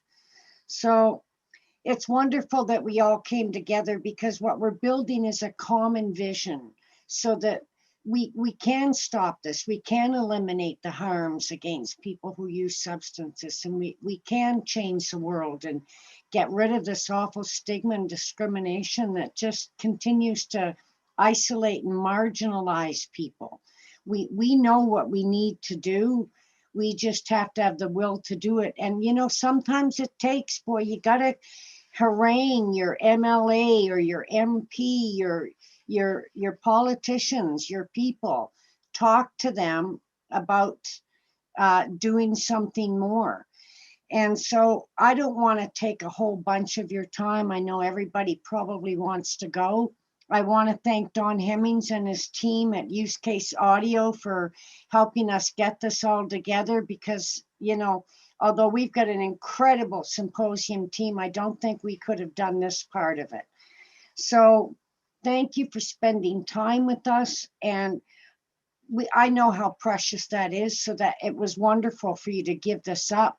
And I always like to end with a little, ask of you. So last year I asked, or the year before, if you had money, go buy somebody a house or a car, because I do know somebody who bought somebody a brand new car, a young mom with a couple of kids, and somebody bought them a brand new car, completely transformed their lives. So maybe during COVID, cars are a bit much, but you can do little things too. You could pay somebody's rent if you know somebody's having a hard time. Pick them up a grocery order. Just be kind. This is a world that more than anything, we need to be kind to each other and kind to everybody we meet, because we don't know where you're coming from. We don't know what trauma people bring to the world with them. So if we just treat everybody with a little bit of kindness, it could go a long, long way. Thank you for being with us. And, we'll be back next year. Thanks, Julie. I just added a link to the chat, which I then clicked on and realized it isn't quite working. It's a Survey Monkey. It's our conference survey. And so we will send it out to folks to spend a few minutes on with the email that we have for you. Just let us know how we did. And this isn't where we stop. So we'll be back next year. And so let us know what we could bring to you in terms of content and speakers next year, and give us some feedback. So thanks a million, everybody. It's 20 after 4. So with that, what a perfect time to finish.